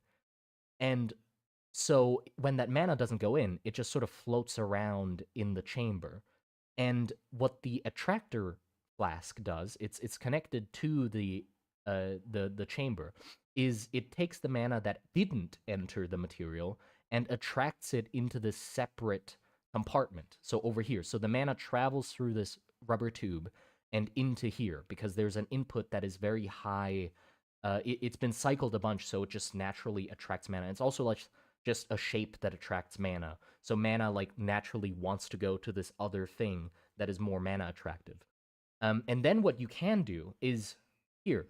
So now you tried putting mana into a gem. Some of the mana didn't go in. The mana left this vessel and went into the other one. You can disconnect it. You can connect your own input, take in so you make sure that you have no mana in you. You take in the mana that is within this vessel, right? Which is the amount of mana that didn't make it into the sample.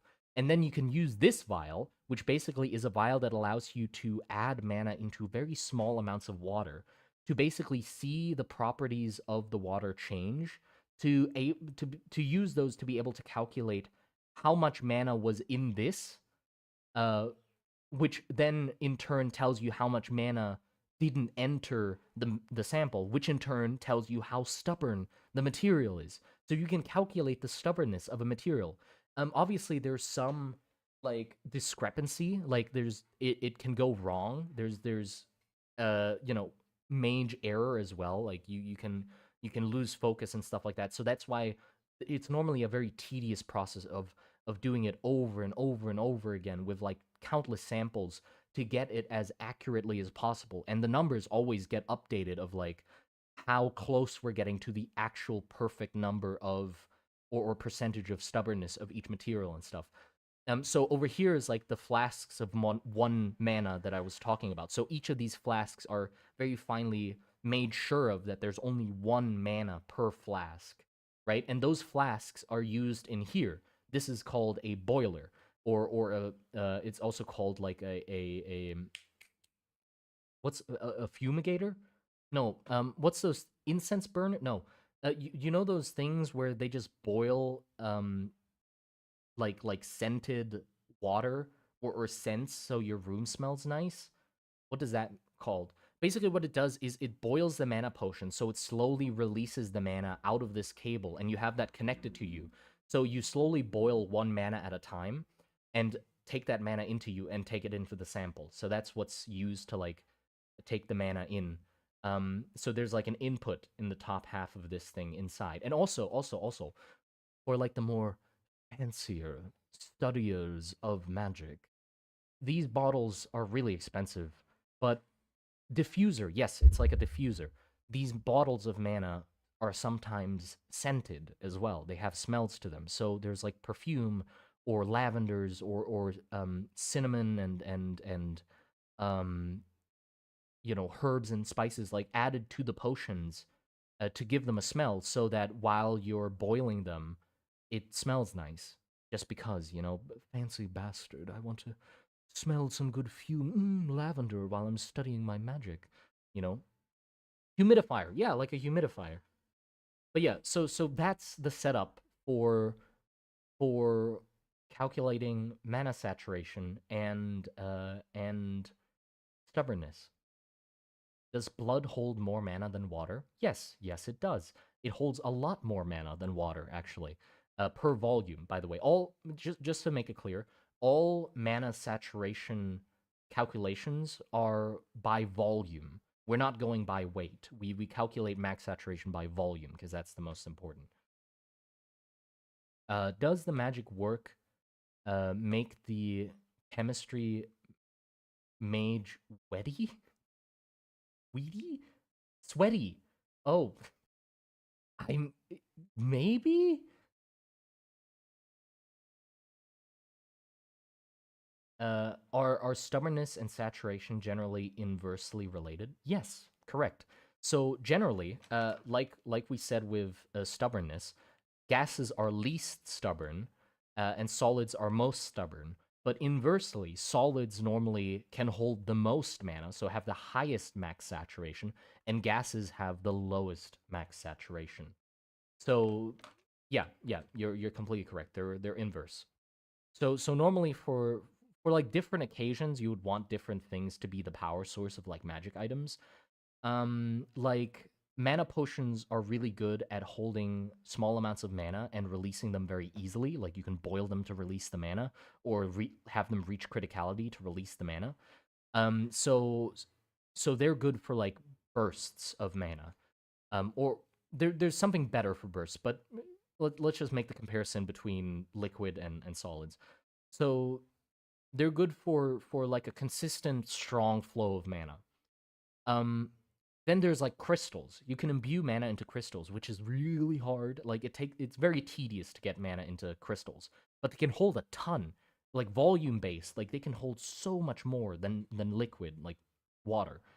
But the downside is they also are very stubborn, so they don't like to let go of that mana. So it takes a lot of effort to take it out, which means it sort of drip feeds the mana from the crystal, which means they're really good for if something needs a small amount of mana over a very long period of time. If we're saying like a clock, for example, if you wanted to power a clock with mana for some reason, it wouldn't use a lot of mana. So it would be a lot better to use a crystal because it just slowly feeds mana to the clock instead of a liquid because then you'd have to refill it so often. You know? There. But you can also get mana out of a crystal very quickly by just fucking breaking it. But then, that means you don't have the crystal anymore. So preferably you don't want to do that. But that's also an option. But that would be a one instance burst of the whole mana that was in that crystal. So I guess that's also a downside, because then you can make small enough crystals that there are a controlled amount of mana that you need per. Well, that's what the Marosian or Marosian? Marosian. Yeah, Marosian pearls. That's what they are for. There's this type of clam in the ocean, in like a specific location that some pirates collect.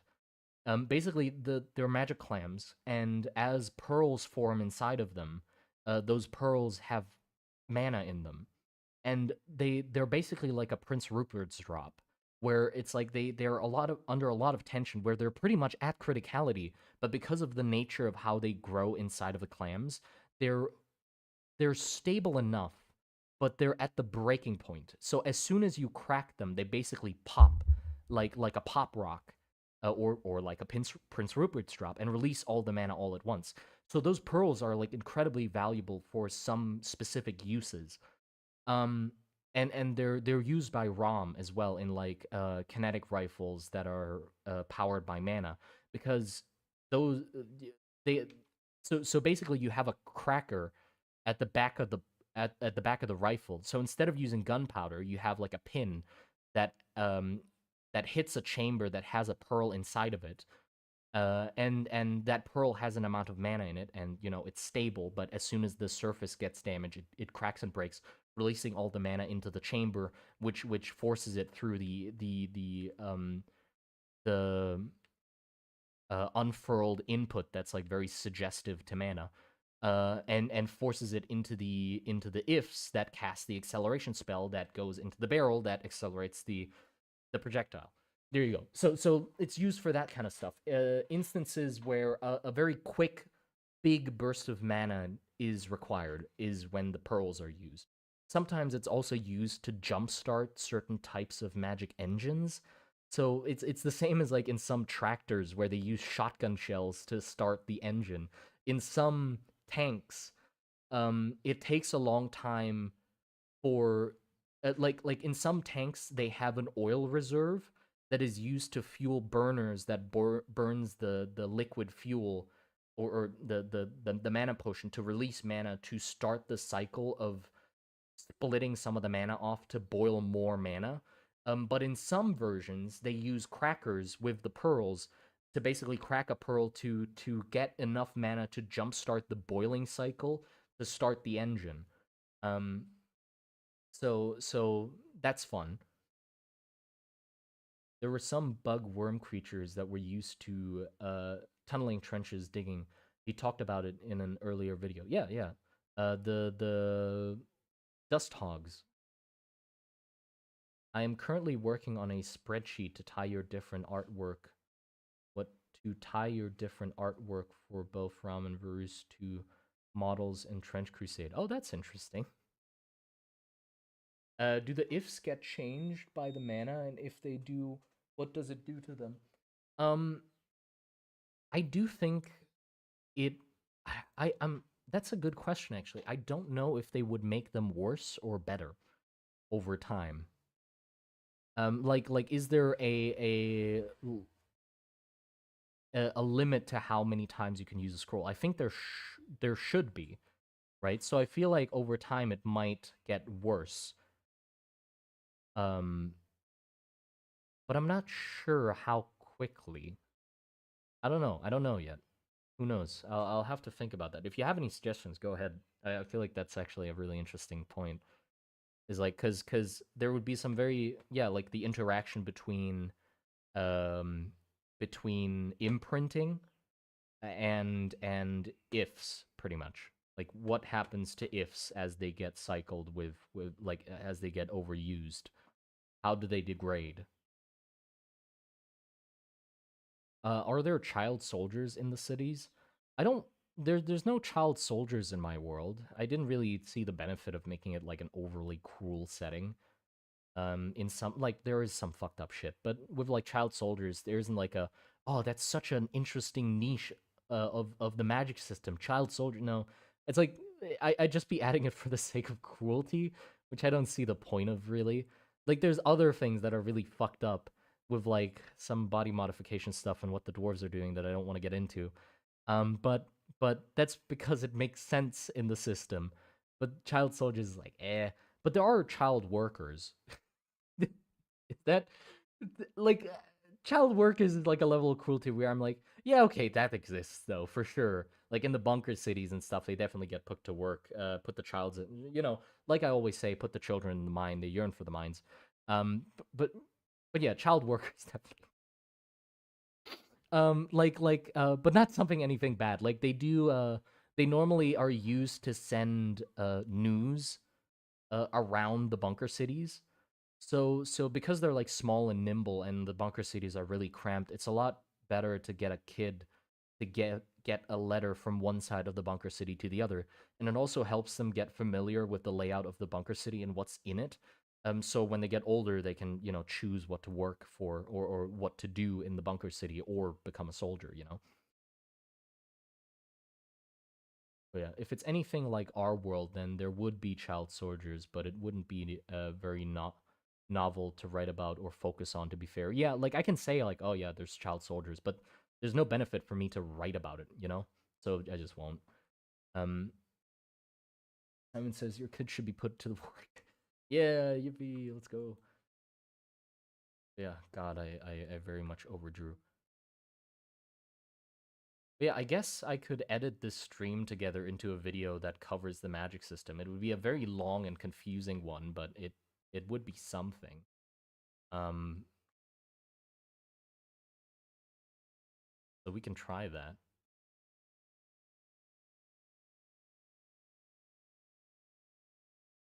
Would probably degrade it over time. Yeah, it would probably degrade it over time then in that case.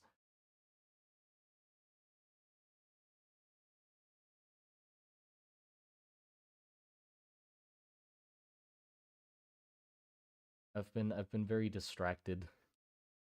It's your guys' fault for getting me to talk about the magic system, which is like my favorite part of the world. Um, damn you.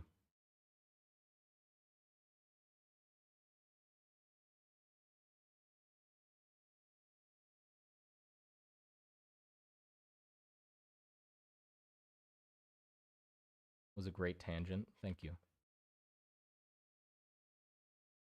I'm gonna have to get some water soon. Let me finish coloring this thing in. Gotta go get some water.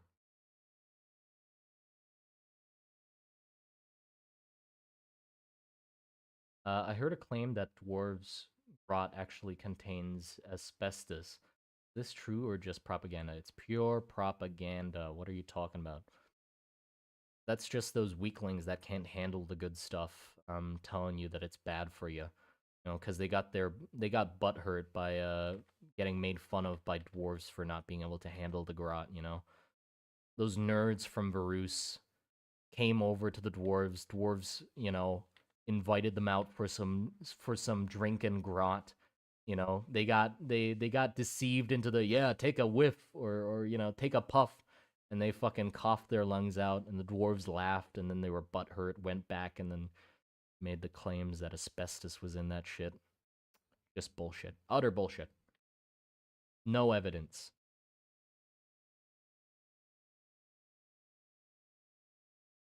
Who started that? We should get them. I mean, not that extreme. We do not need to get them.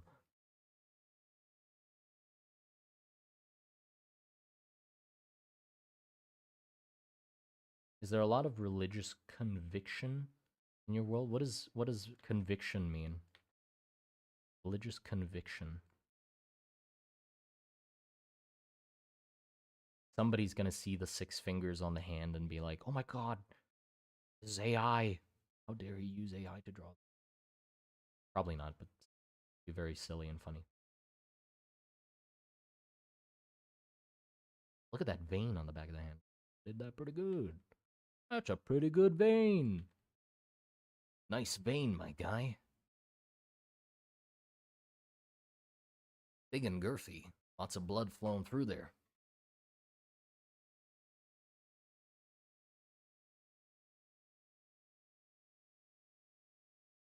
He move it into place. Holy shit, this get whole fucking face covered up. A little big, maybe. Let me reduce it a little bit. Hold on, I gotta compare it to the other hand. Yeah, I'd say that's he got some fucking mittens, man. But that's how big his hand should be compared to the other. That's yeah,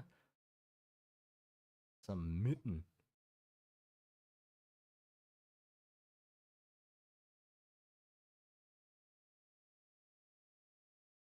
Christ.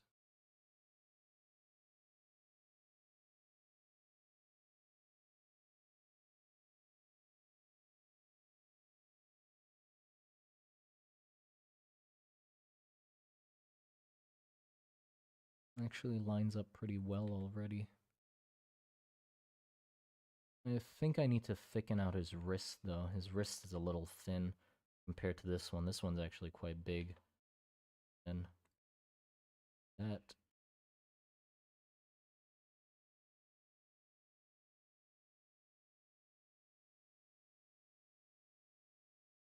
there you go. A little better. And let's change the weird color of this to alpha.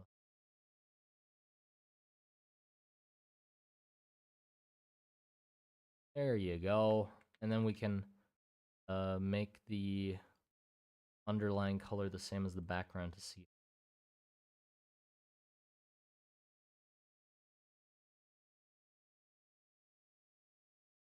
Mask. Come on. What the fuck? There you go. There you go. Look at that. I'd say that's pretty good. Coming together. I like the mace a lot. Took a while, but bit old mutts.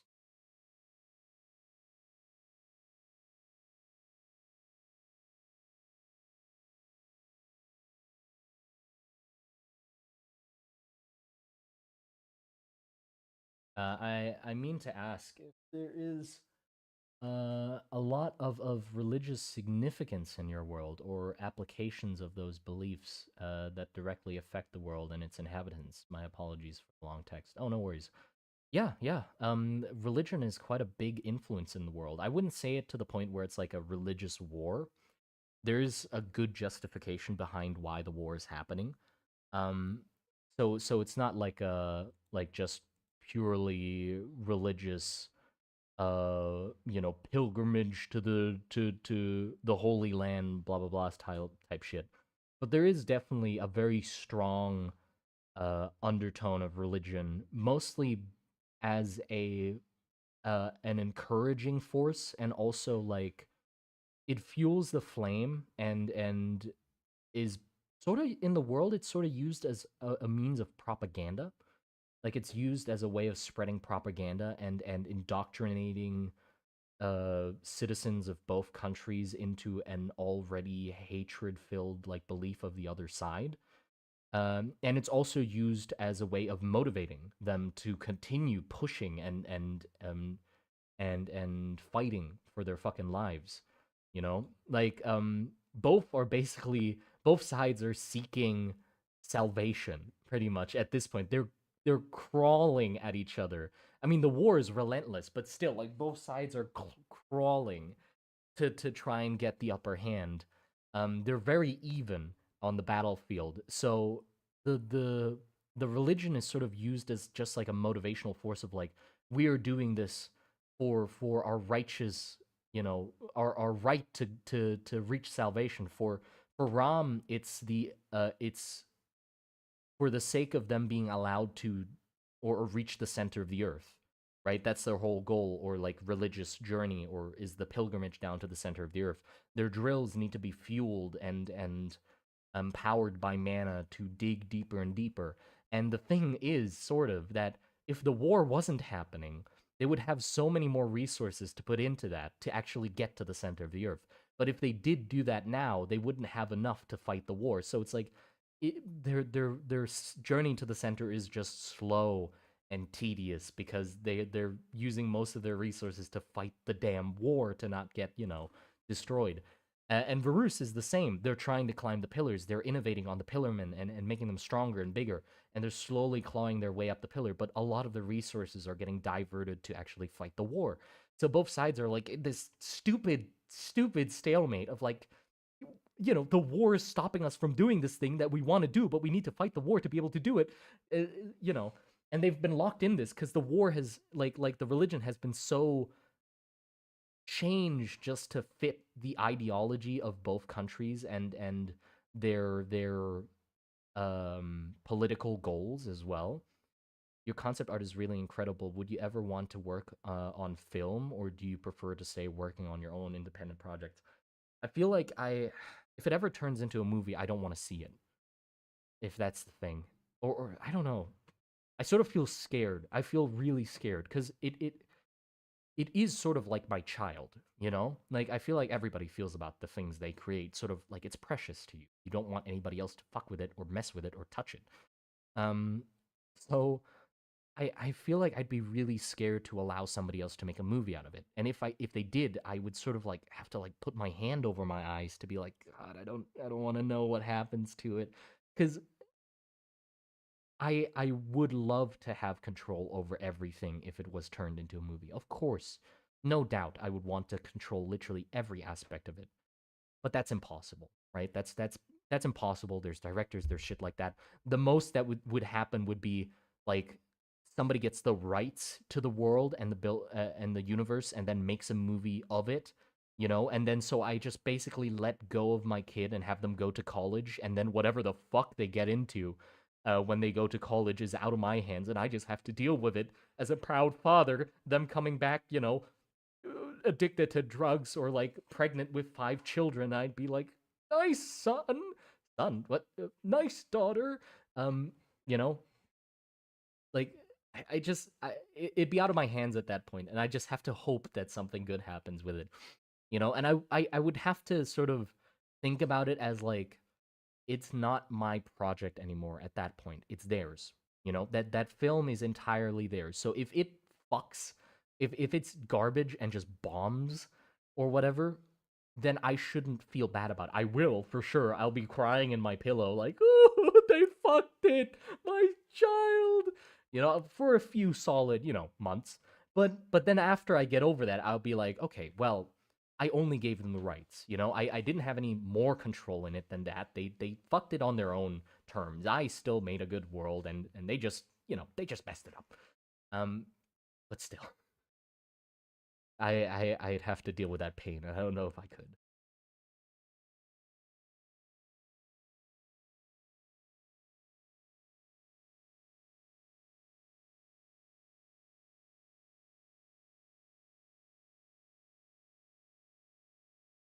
It's almost 2 a.m. Oh, good night. Good night, Toaster. Appreciate you coming. Have a good night's sleep. I mean, it kind of works because they're dancers. What?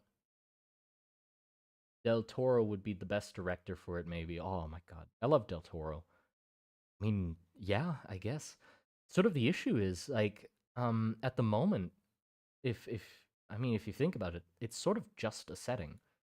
My world. Like, I have characters in it, yeah, sure, like the witch hunters and Tondri, like the leader of the Bleeding Belfries, and a lot of other characters could be easily written into it that play different roles, but it's kind of like it's just the setting. There's no like overarching story happening. The war is one, but you can't like make a movie about a whole fucking war. If you want to make a movie about the world, then you'd have to, write a story about some specific characters, like a set amount of characters in the setting and something that they go through. So the setting itself would sort of just be a backdrop. You'd preferably want to have a story that benefits from the setting. Like you sometimes notice this in movies where it's like the setting and the story have nothing to do with each other. I can't think of any movie in specific on the top of my head, but me talking about it, you might be able to think of one where it's just like the it's a movie, but in a setting, but the setting has zero connections to what's happening in the movie. So if you literally just moved them to another location, nothing would change about the movie. Nothing would have to change. The whole movie isn't reliant on the location. And I feel like it would be really important for a movie that would be about Rust in Trenches to be very specific to that setting. Like, that story can't be told in any other world or setting. It would have to be in Rust in Trenches and there alone. You know? Avatar is like that, actually. It is? I mean, no, I think I think that's actually not because that's the world of Navi or whatever the fuck it's called. That's a specific location and it has specific creatures and characters. So it can only be told like you can like recolor the characters and like make them different creatures and move it to a different alien planet. Yeah, sure. But that's not really what I mean. Like I mean like a world that's complete or a story that's completely devoid of the setting, where it's you don't even have to reskin any of it. You can just place them somewhere else, and nothing that was relevant to the setting needed to be there for it to need to be there.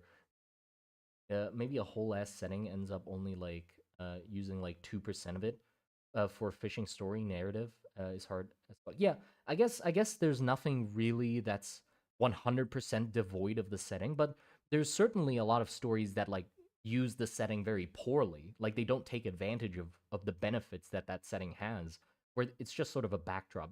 Yeah, they use 2% of it, and you sort of like half-assed notice that there's some shit going on in the background, but it doesn't matter, you know. Could say the same thing about Trojan War. Yeah, Pacific Rim is peak fiction. Peak fiction, incredible. I mean, Pacific Rim is great. I don't see the Pacific Rim is great.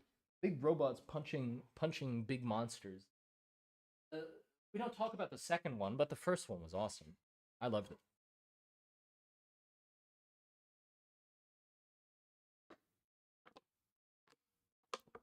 A good story can be transplanted into any setting. I mean, not. I yeah, sorta. That is what makes it a good story. No, I don't think so. Like there are some stories that are very specific to the setting, and they're really good stories, but they can't be moved into any other setting. They're specific to that setting. So I don't think that's an aspect of a good story is for it to be movable to any place. You know, I think in Avatar, if they kept building on the world or of Earth, where they came from, they could have Navi avatared into human vessels to take over Earth. Yeah, I don't know. I completely forgot the first and second movie. I don't know which name one. What do you mean? Like any story that has a specific setting, Lord of the Rings, Star Wars, shit like that. You know, where they have like world specific. I don't Dune. Um, like any of them. You can't like because a lot of the story is around like things that are in world building as well. You know, so you'd have to revamp those as well. So you can't really like move them anywhere else. They're just of that world.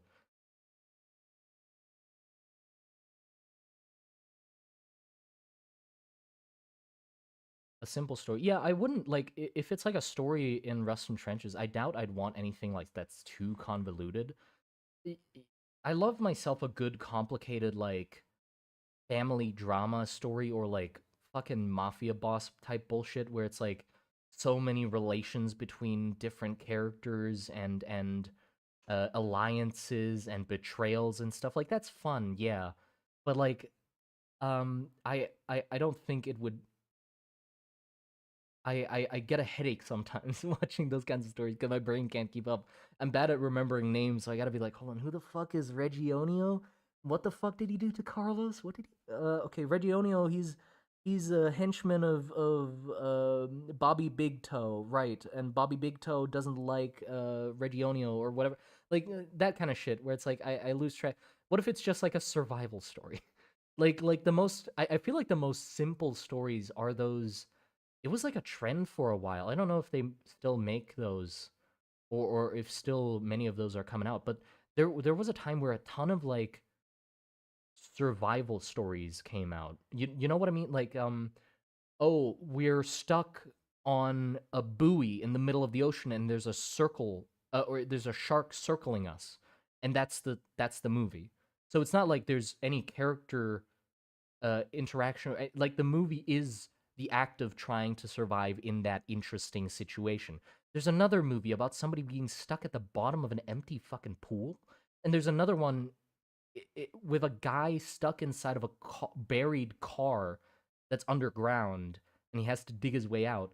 And then there's another one where no, that's all of them that I can think of. But you know, those types of movies. I guess those are the most simple movies because it's like literally there is no story. The story is them just surviving that situation. And it's just one thing after another. It's like, oh, he's dehydrated. How does he get water? He has to drink his own piss. Oh, the audience cringes. And then, oh no, he tried to climb up the wall, but the wall's too high and he lost a fingernail. God, the audience cringes. And then his fingernail starts getting infected. But then he's like, oh, he gets hungry. What does he do? He eats his finger. God, the audience cringes. You can sort of, I feel like you can watch those movies just once. I've never, I've watched the one with the chick stuck on the buoy, or like there's another one with a chick stuck on a giant like electrical pole or something. Or there's another one with like two people stuck in a hot airplane. Not hot airplane. What the fuck? Hot hot air balloon. I think there's another one. You can also only watch them like once, because then it's like, well, yeah, what other value can you get from that fucking movie? He survived, I guess. UP. Yeah. Would you want the stories of the world to be like a Warhammer 40K? I don't thing is I don't know enough about Warhammer 40K to know what kind of stories they tell. I bet they probably tell like a variety of types of stories in that setting. But the ones that I do know about is normally that they have a lot of named characters that sort of survive inexplicably a lot of impossible situations.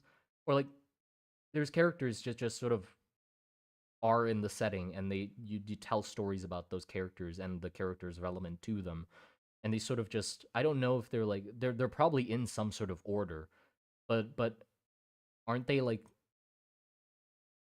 I don't know. I can't say about it. Like I said, I don't know enough about 40K to say if I would want to tell stories like 40K. If anything, I guess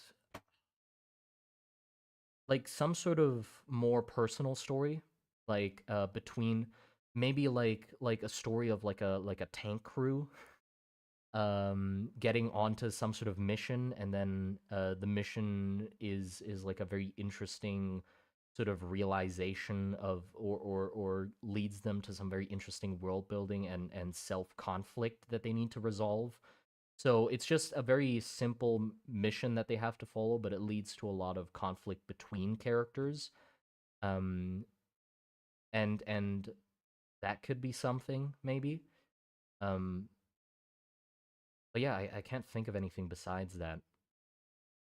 I don't think a movie would fit much. I feel like short stories would work a lot better for my setting, because there are a lot of interesting scenarios and situations that people find themselves in the world, but I don't think none that would, like, you can, yeah, none that I can think, or I'm just not good at thinking about a whole movie plot, you know?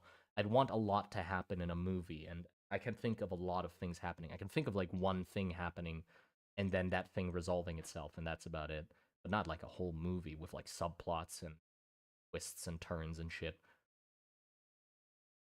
Yeah, anything having to do with witches. I feel like the witch hunters would be really interesting, because a lot of their characters are very troubled as well. So they're very, I don't want to say deep because I'm not good at writing characters. So calling my own characters deep is kind of wrong, but they're just flawed characters. Like they have a lot of weird shit going on, you know?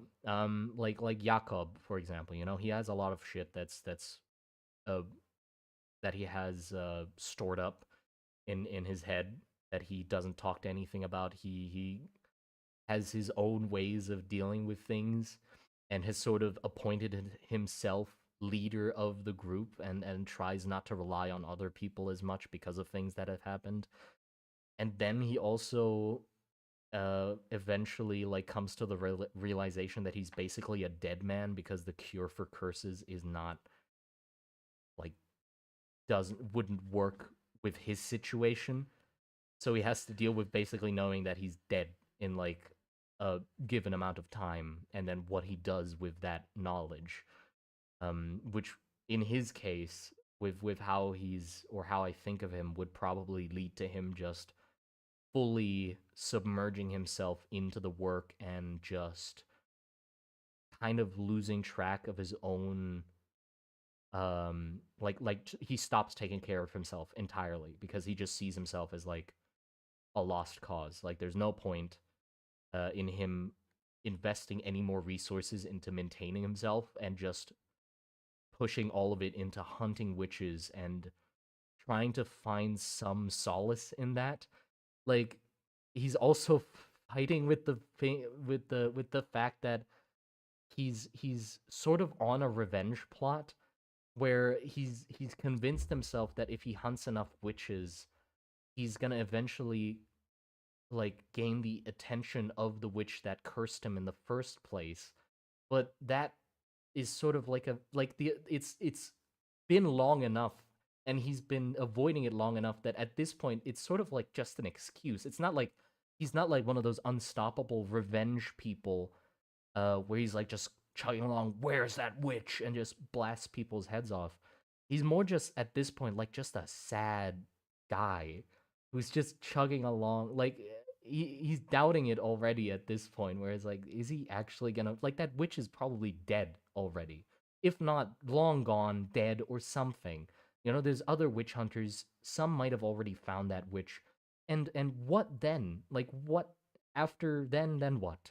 You know, is he gonna retire as a witch hunter? He can't retire as a witch hunter. He's a fucking birdman with weird bug eyes. Like, what else is he gonna do? And he doesn't have the time to retire either. You know, so it's just a lot of shit going on with him. So I guess it would be really interesting to just talk to the guy. But I guess it would be really interesting to talk to the guy, but you'd need to talk to him for a long time to sort of find out how he ticks, because I imagine him as like a very closed in individual. Like you wouldn't get much out of him in just like a very short amount of time. He's not I don't see him monologuing or telling you much about himself at all. So you'd sort of just need to observe how he acts and how he functions and try to gauge from that like how he's feeling. Because he won't fucking tell you like I'm upset about this. Like when he finds out that he's a dead man, I don't think he'll tell the like if he talked to the stranger, he wouldn't go like, you know, I don't know what to do with my life. I what's next? Like, do I keep hunting witch? No, he wouldn't say that. He'd just say, keep going, or like, let's, I feel like doing something, or like that. Just something short and brief, like, let's move on. Like, he wouldn't fucking tell you nothing about it. But like, would a story benefit from telling you his inner monologue? I guess that would work with a book, like telling you his inner thoughts without him actually having to tell another character for you to hear about it. That's something you can't really do in movies. I mean, you can make it goofy and like have a narrator tell you about what he thinks inside his head, but that's kind of weird, isn't it? Jakob says he's fine, but inside his thoughts are, you know, like a whirlwind, blah blah blah, whatever. A spaghetti western style movie centered around Jakob would be extremely fitting, like old Clint Eastwood movie, just more dark. I just noticed your character is moving. VTuber guard. Nah, he just draws. He doesn't move when I talk or anything. He just breathes and draws. But yeah, I guess something like that would be interesting. Like the other characters, the other witch hunters are interesting as well. Um, Rufus and Finn are conjoined brothers, pretty much, and the larger brother basically convinced his smaller brother that was trying to become a mage, like he was studying to become a mage, to join him in the witch hunts, and feels responsible for the fact that they're in the situation they are right now. They got cursed to basically be conjoined together, and now the roles like reversed, where the big brother normally was like the comforting figure and like the the foundation of the relationship between the two of them, and the smaller brother having had like a horrific accident happen to him with like his half his face or his body basically getting burned up because of his magic studies.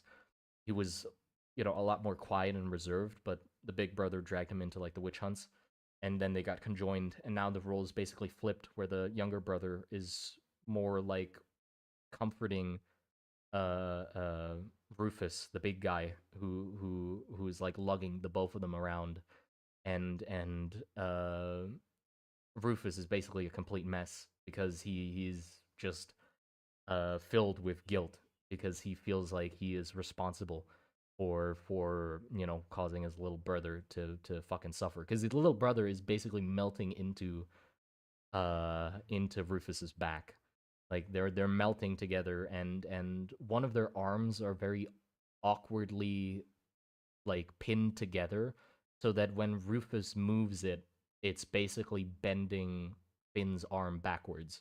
So it's not like a comfortable conjoinedness. It's horrible. Like it's causing very bad pain to Finn. But but yeah, and then like Finn teaches, or like slowly teaches Rufus magic as well, because of their conjoined nature. Rufus can't really use physical strength to like fight things, or he can't run or do anything too quickly, or that uses too much physical strength.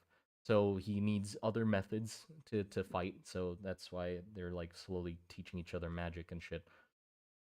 Yeah, forgot. Are all witches women? No, no, no. Witches is just a thing. Women and male witches exist.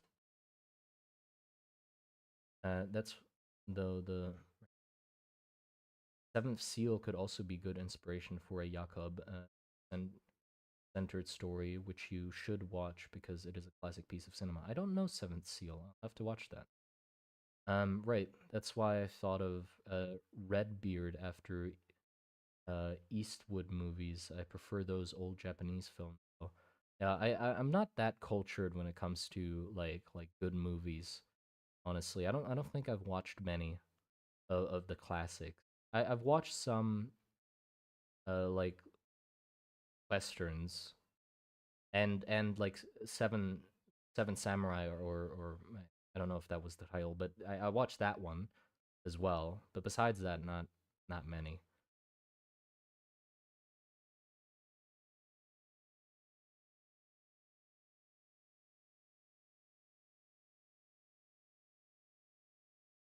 Yeah, an ambitious piling of trend. Yeah, I don't know. I don't really think like the sudden death thing. I weirdly enough, even though it's like a setting with death being a very common occurrence, it's a war.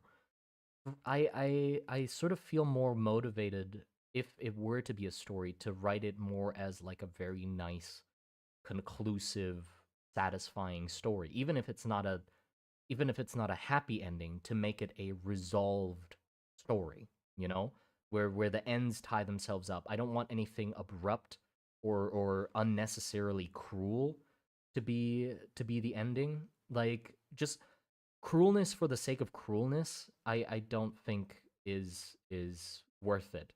Cause you get a reaction out of it once, you know, like if I had a whole story built up, right? Jakob goes through this character journey as he's dealing with his inner demons and fighting witches and trying to figure out what the hell he's trying to do with his life, with the other witch hunters supporting him, and they have their own issues, and Tondri suffering away in his lead-lined box and everything. And then all of a sudden, you know, witch appears, Jakob dies, you know, and that's the end. I it does it make sense for the world? Yeah, of course, anything can happen. A witch can come out of all of a sudden, they weren't prepared, and then they fucking die. But but then that's like the shock value once, and everybody goes, "Oh God, wait, what?" And then that's just the end of the story, and they don't get any of the satisfaction of an actual good story that concludes itself, even in a sad way. And it just ends abruptly. So you're sacrificing like a nicely told story for the sake of just shocking someone once, like going boo, and that's it. You know, and I don't think that's worth it. So even in the world, even if the world it's in makes sense that people would just die suddenly, I wouldn't sacrifice a good story for the sake of having a character die. You know, I'd somehow have to weave it so they avoid death as long as possible for the story to nicely conclude. Or if the death is storily satisfying and necessary, or like concludes their arc, then sure, they die. But if it doesn't have to be, and there's a better way that the story can conclude, then let it fucking happen. Let it be satisfying. Jesus, don't just kill them off because the world is cruel and people can die whenever, even when it's to the dissatisfaction of the audience. Maybe he kills the witches and then dies kind of happy, but you don't know if that's a good thing. Yeah, yeah, like that sort of thing. Like you feel a melancholy at the end. I'm still fine with like melancholic or sad endings if they've done their job. If that's where it led to, then sure, you know. It ends on a sad note, but it's not a dud. Season 6 and 8 Games of Thrones suck. I know. It's such a shame because like I didn't start Game of Thrones ever, while it was still like really big. But I was thinking about it, like as it was getting to like season 5 and stuff. I was thinking about it, like, God, I mean, it would really be fun to like watch through it all now that it's here. But then I get the news of like season 6 through 8, or like the last season especially, just being fucked, like absolute garbage. Sadly, that just ruins the rest of it, because knowing that there's a bad ending, you kind of just lose the motivation to watch it. Because then, like, what do you do? Like, am I supposed to watch it up to season 6 and then just leave it at that? Just be like, okay, I should just stop and just leave it because I know the rest is shit, or should I just power through it and then just be disappointed? So like Breaking Bad, I'm still watching that one, and I'm excited to get to that because I know the ending's good. I've heard really good things about it, so that one's fun. Yeah. Blade Runner. Yeah, Blade Runner's ending I think was really satisfying. He died. Oh, spoilers. Oh, the main character died. Um, but that's the thing. It was meant to be. That's how I felt. Like, yeah, it can end like that. I'm satisfied. The story concluded the way I wanted it to. Um, and so he in my head he was like, yeah, he can die.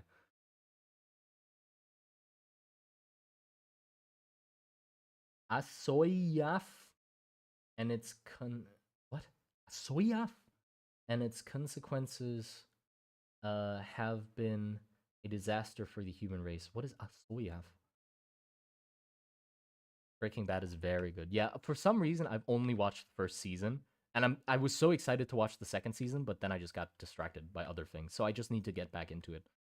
Maybe watch a little bit of the first season again just to remind myself what the hell I was actually doing, or what was going on. But I think I remember most of it. Song of Ice and Fire. Oh, okay.